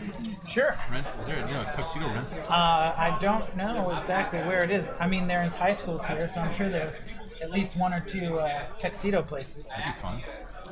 You guys should. I don't know if you can get Jason a tuxedo. I don't think it's going to He happen. can keep his hat on. That's fine. He's like, can you wear a tuxedo with a hoodie? Then maybe Jason will be. Yeah, and a hat. Yeah, exactly. Set of fives for Mike. Top pair for David O. Ricky Trevino says Windstar in the house. Is there more than one Windstar, or is that the one that's in Oklahoma? Because I've been there a couple times. I love Windstar in Oklahoma because it was Monday at 2 a.m. and we went from 0 people on the list to a full game of 1-2 PLO 8, like half and half. Yeah, it's pretty awesome. Interesting turn card here. David O picks up a flush draw going with his top pair, and Steve improves to an open ender. This time Mike has the set, so he's probably loves action from David O, who could have very many different hands here. Yeah, again, it's another small bet from David O, but it just gets flat called. Ace doesn't change anything. Everybody bricks out. Weirdo's gonna make it 75 Yeah. or 100. 675 again. Nope, 100. Mike P going nowhere. Yeah, now Mike is in a spot where it's like, do you get more value from flatting and potentially having Steve call behind, or do you raise here? Yeah, It looks kind of like- like the raise since all those draws missed. Maybe your opponent will be non-believing as they've tended to be in earlier spots. Yeah, and you could get called by a lot of ace 10s here, or a lot of like 2-pair combos. Yeah, when he sees that $100 river bet, it's like, what was it, a quarter pot or something? It's pretty small. David Flash, it's a 10, but Yeah. looks like he's gonna muck. He's got the diamonds, so it makes it less likely that his opponent has the diamonds. Buddy, will I hop out? for a Oh second? yeah, no worries. You got Hold it nothing. down. I'll do my best. All right. That's right, guys. We're watching some 5-5 No Limit Holdem with Andrew Neeme, who stepped out for a second, but he'll be back. And yeah, if you guys are enjoying the stream, let us know. Like, tweet at us, Stones Live Poker. We've got Andrew Neeme is at Andrew Neeme on Twitter, and I am at Brent Harrington on Twitter. Also, we have an Instagram, which is Stones Live Poker as well. Let's see. So what we've seen, David bets 1/5 pot. He never has it. Seems like a leak to me. Potential leak for sure. Yeah. If you guys are around the Sacramento area and interested in playing the main event this weekend and having your potential final table be streamed by two of the best Twitch poker streamers of all time, Jason Somerville and Lex Veldhouse, then that's a 450 main event with 150K guaranteed. 2 more starting flights tomorrow at 10 a.m. and the next day at 10 a.m. Mokia, thoroughly enjoying the stream. Thank you very much. I'm glad you're here. If you guys are enjoying the stream, check it out. Monday, Wednesday, Friday is our standard schedule. We're here with cash games, variety of cash games from 1-3 to 5-5 to 100-200 limit, 10-25. All this stuff's going out. Thanks, Jaden, for the tweet. Seems weird to bet the river. Why not check call? Yeah, for sure. I mean, like, David O is at the very least unconventional. And yeah, you guys should definitely check out tomorrow. Tomorrow's gonna be awesome. If you're enjoying tonight, it's only gonna get better because, to be honest, I could think I was as good at this as I could ever be, and I would still think Jason Somerville is a massive upgrade. So you're gonna get Andrew and Jason here in the booth. It's gonna be great. A blending of two things. Mark Enzio, I'm not. But thanks for asking yet another trolley question. I appreciate the effort. They're doing it? They're doing the trolling thing? Pretty much. I think Mark Anzio has been the solid troll of the last like 30 or so minutes. All right. I guess I someone's got to do appreciate it. it. Yeah. Do we have the RIU Pride thing in the Twitch chat? I'm not sure if we have that emote. I don't know. I couldn't even figure out how to get logged in, so. Yeah. I don't know how to do the emote exactly. So David O, doing his thing where he floats with 2 overs, picks up an open-ender. Doing his thing. David O. Dave C improves to a straight. It is. We got it. There's the. I like this quote. What do you think of Bosky's no gamble hat? I would just like to be like. Yeah, I don't know. I don't know what to say about that one. I don't have too much comment. I don't think. Bosky likes to, big fan of the trolling apparently, and yeah, I mean it's not exactly my strategy for content creation and channel growth, but there's many strategies out there, and that's the one he's chosen. Let's see. Lord Chinchilla, that's your prerogative. I'm not one. I just want to make sure that when the questions are asked, they're actual questions. That's all. There's that old phrase, there's 2 things you don't talk about at the poker table, politics and religion, right? Yeah, and the booth is an extension of the poker table. Although people have been not shy about doing that. Yeah. I mean, I wonder if that's a good thing or a bad thing at the end of the day, to be not talking about the things that really matter to all of us, but who knows? Yeah, I've found that at least if you're looking for that, poker Twitter doesn't shy away from those kinds of things. No, not at all. So Dave C puts out a big bet here, almost pot-sized bet here in the turn with his straight.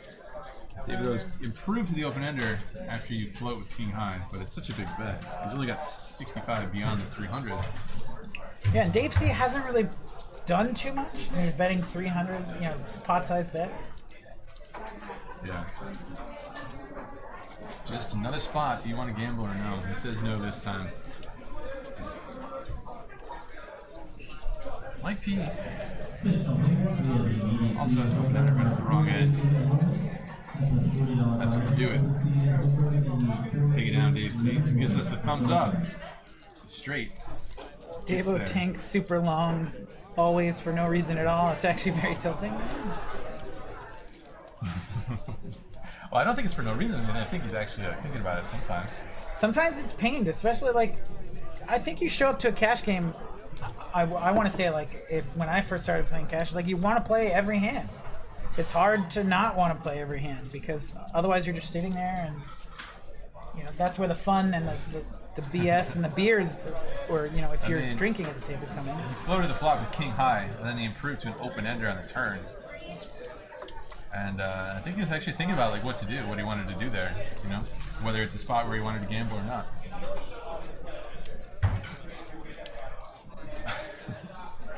All right, bomb pot time. Uh-oh.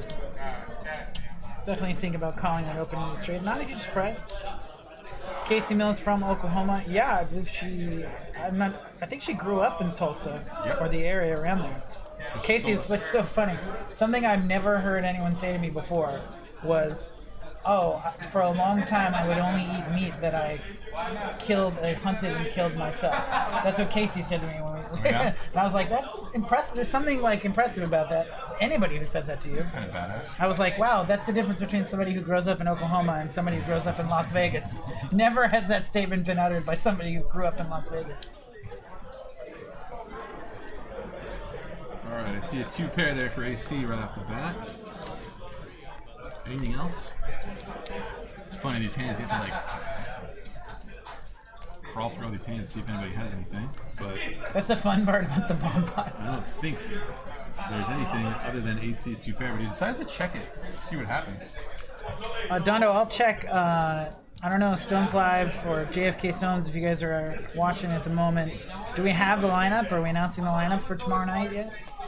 That's a lot. Many people tank for that long anyway. 30-second shot clock, maybe with some extensions. Could find a place into some cash games because there's definitely times where you're going to need longer than 30 seconds. But yeah, it probably can't hurt. I like the shot clock thing in tournaments and stuff. David decided to put out a bet there with his Jack 6. Tough to get a small bet through on a bomb pot with total air. Yeah. It's tough. Joe, man, appreciate that. Brent, not really sure. Is this tourney still going on right now? Yeah, tournament, 21 people left currently in day 1A of the main event. It had 59 entries today. Looks like some people are trying to get you to come to Detroit soon. Yeah, hometown. Love to. We're going to do that. We're going to make that happen this year. Mark my words. Oh, Dondo, I can't see the list from the booth. I can see the list, but I can't read the names off the list. It's a weird thing. How many people bagged chips there? I think they're still going, so there's 19 people left. Do you think we'll ever get to the day where Andrew Neeme's favorable shirt, like a concert shirt, has the dates for all the mixed games? You announce dates ahead of time. And we might do that with we want to get some mug apparel, some mugs apparel. So maybe something similar to that would be cool. I think a mugs tour would be awesome. Oh yeah, and then you gotta have the shirts with the dates on it. That'd be great. That would be really dope.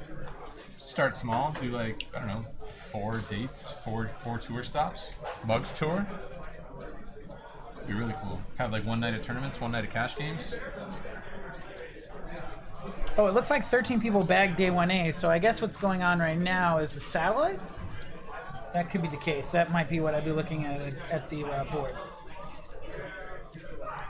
In which case, that number of total entries for day 1A is not the correct number. So we see a raise out of the hijack from Mr. Mondo of Pocket Jacks. Again, flops himself the overpair. see once again was going to watch live at the bike stream, but they called Seth Curry an NBA star again. Well, he's in the NBA, which is halfway to being a star in the NBA, at least. Ryan's got 2 overs and a gut shot, but not enough. Not enough to continue. Take it down, pocket jacks. You got a favorite hand, Brent? Wow.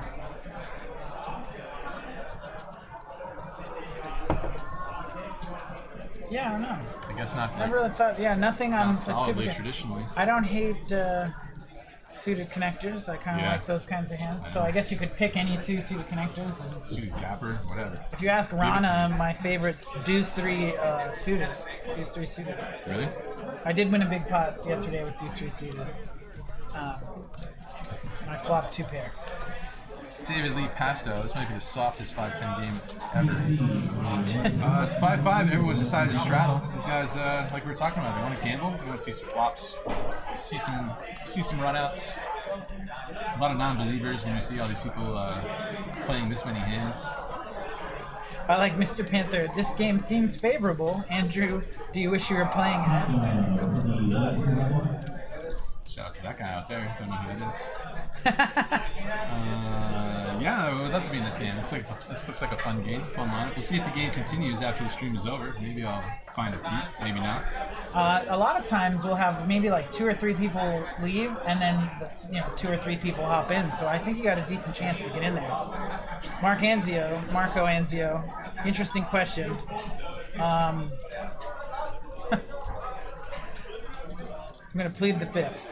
These dealers struggle to get the flop out with these cards. I think maybe they're so new and Yeah, they're thick too. I wonder if that has anything to do with the stickiness. They're not It's the always usual funny cards. when the trollist card is the one that like gives somebody a sad or something, and it takes a while to get there. Trollist cards. Trolliest.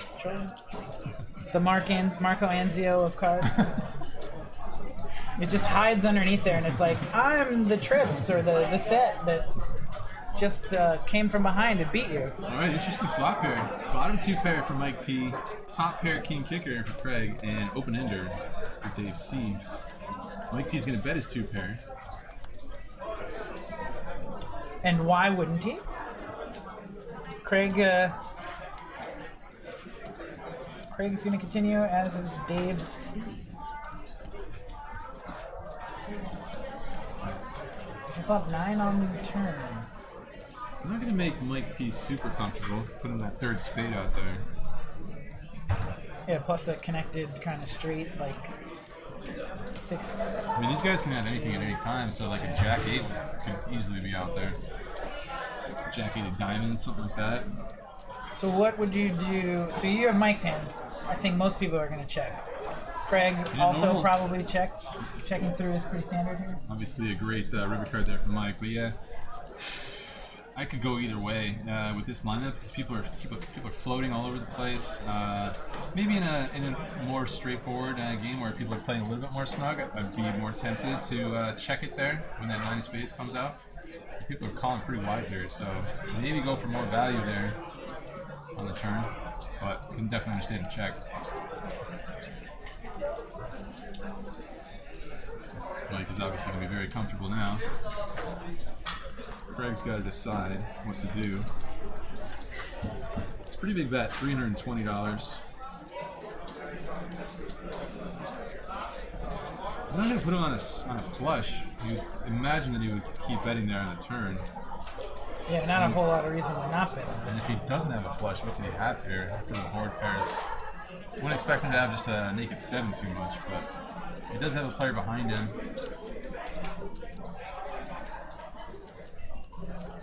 David O got to be on tilt. Yeah, who knows? I think David O might be tilt proof. At least he doesn't really seem to change his approach at all. Who's that? David O.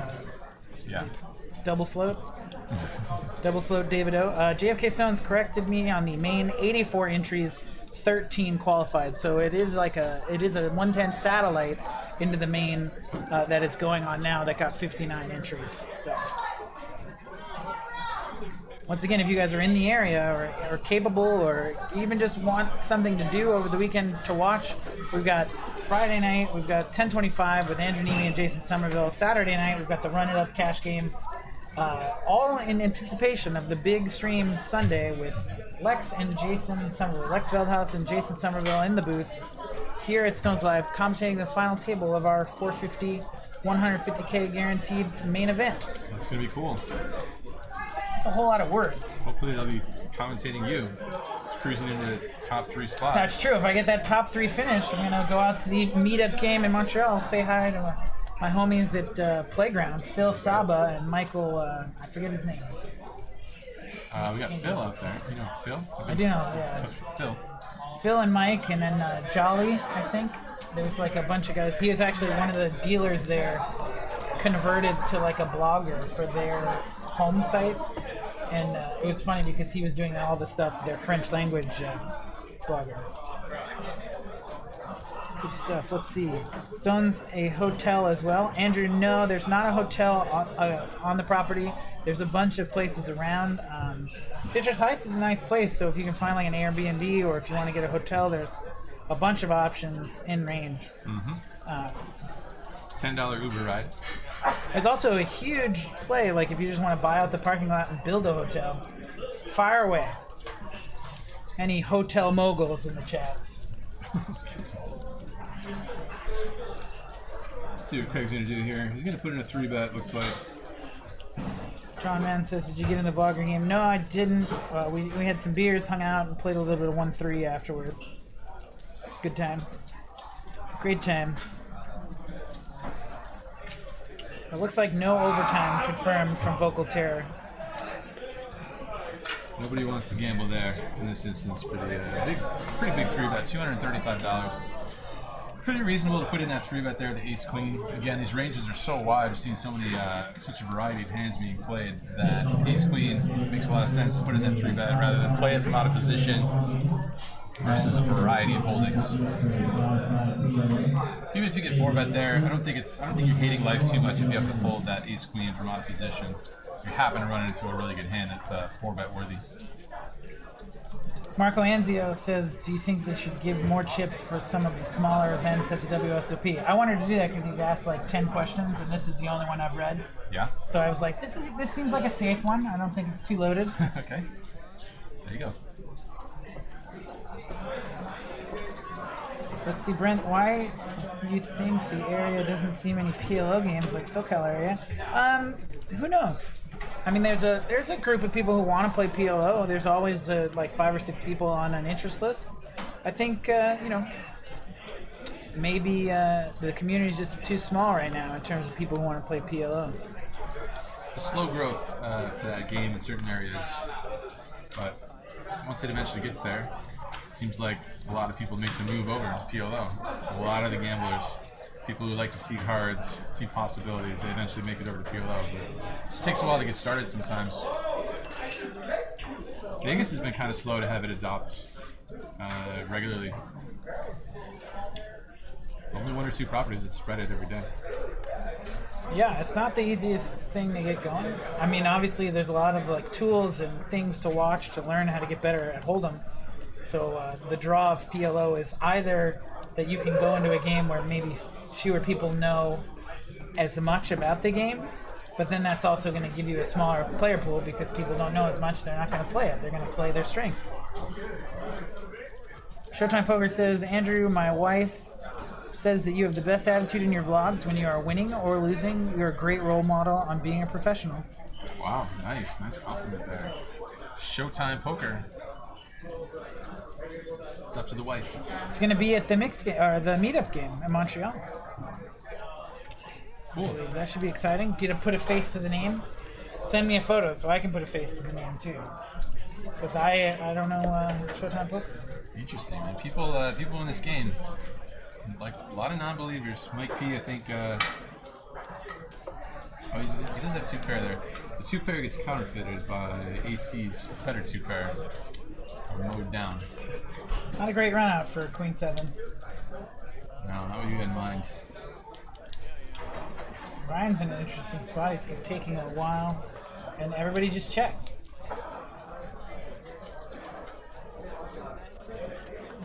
Oh, Brian has a single spade. See a 9 of spades. I don't think anybody's going to call there, though. King 9. Yeah, so he turned a a pair. flush. Yeah, turn Baby flush. flush. What is that? Actually, the third nut flush, right? PLO is for action junkies that'd rather his wife hate me but say I was attractive. Okay. Fantastic. Any new card games coming out to casinos? I don't know what that means. In terms of like games we spread here at Stones, PLO, Limit, Omaha, and Holdem. And then I don't think we currently have a license for any other games at the moment. Can do PLO 8 as well. 2 and 4 card variants. No stud. I see a comment from Moikia. Never imagine losing money talking about the hand and then editing videos. You just gotta live in it.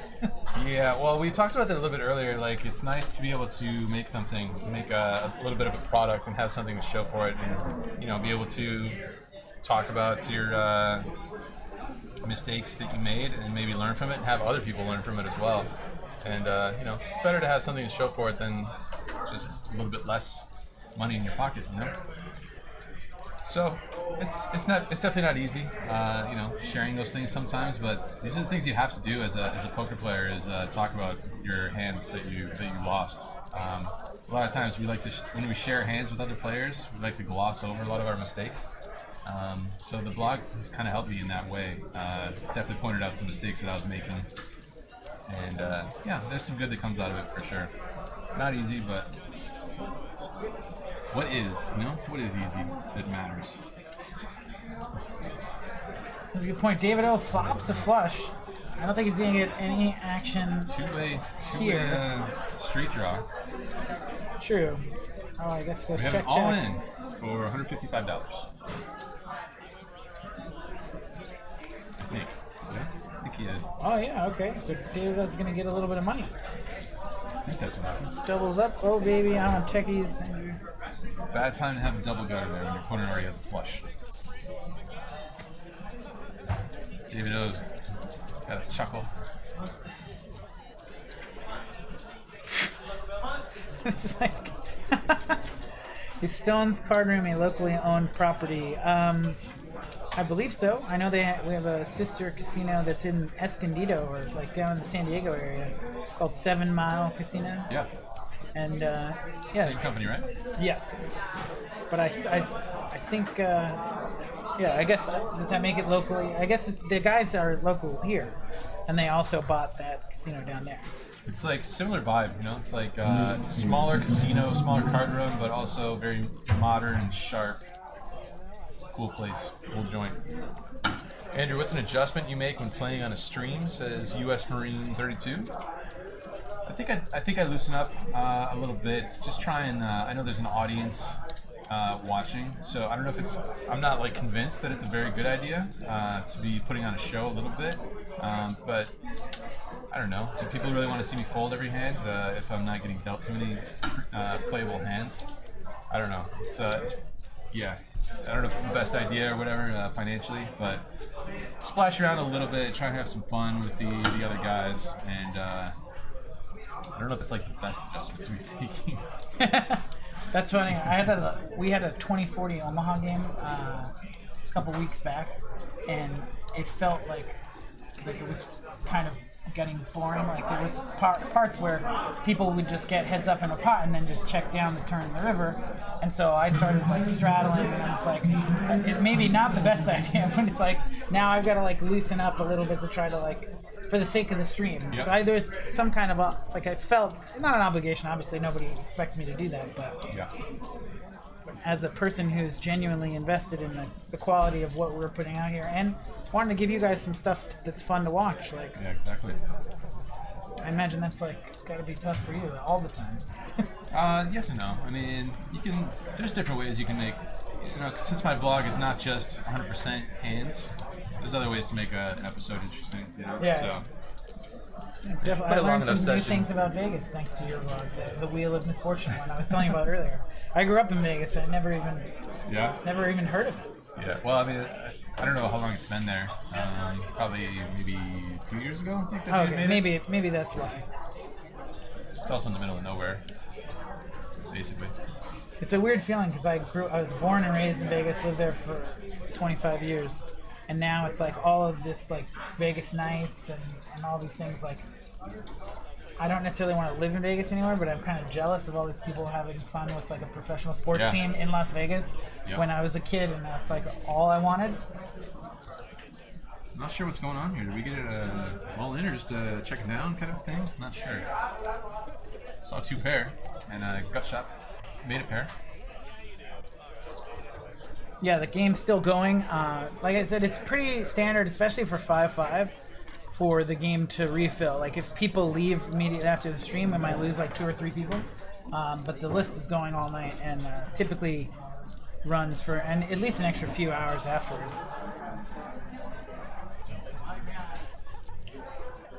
Let's see. Why was Bosky playing with singles the other night? Probably just for fun. Maybe a little trolling. Tough to speak about what's going on in Jeff Boski's mind. But he is a tournament player, so I think he wanted to play shorter, which is more to his strengths as a tournament player, playing with those shorter stacks. I don't know why he chose singles, though. I guess to just make that stack look sizable. Yeah, some people. Sam Matthews recommended bankroll to play 5-5. Recommended bankroll for 5-5. I mean, it's different for everybody, you know. You definitely don't want to have like less than 20 buy-ins. I'd say that's like a minimum, very minimum. But you know, if you have a job on the side, then it matters less. If you are trying to grind poker for a living, I ideally want like 15 or closer to 20K, hopefully. Gotta be able to withstand that variance, but then it also depends on how much stress you want to take on as the downswings occur, which they're gonna happen, you know, at some point. So it varies from person to person and what their situation is, but 15K, 20K. If you have a job, then it doesn't matter. You can always just replenish the money that you lost. This pot is nutty. 60 pre for everyone. Really? Yeah. I like it. I believe Craig opened and then everybody called. Yeah, so it might have been 50 pre. 2K. He added 2K 20 minutes before the stream ended. Please turn up the volume. It's interesting, all these hands there that still don't connect with the flop. Sometimes. Ooh, what a fun turn. A turn that might give us some action that we didn't get on the flop. I don't love this bet by David O. I mean, you have a pair, so maybe you'll fold out some other pairs, but it's such a drawy board that you can't have zero confidence like firing again on the next turn. So many people in there. Kind of want to decide what's your motivation for betting here. A lot of people like to bet to see where they're at, see what happens, but betting for value, betting as a bluff. He bet to find out where he was at, and he found out he wasn't in a great place because he got three. It's tough to be in people a great spot against however many people are in this spot. 5 ways on a drawy connected board. Wow. Now see the downside though is this board's so nuts There that you go. It was a value bet. wow. And he's at least going to bet again. So let's see if. I mean, there's no call coming here, I don't think. Anyway, so it almost doesn't matter what he How bets. did we do that? Bets there. Best the turn, best the river. Yeah, hey, I was pretty sure you were joking. But sometimes the mods don't necessarily know that. Can see. Moikia, do most pros have a separate life roll for bills and things separate from their bankroll? I don't know about most pros. I think a lot do. I've never been one to really keep it separate, like compartmentalize these things. Sort of just base what I can play off of my net worth. I know Brad, we talked about this together. He's pretty much the same way. Whatever his net worth is sort of determines what game he's going to play.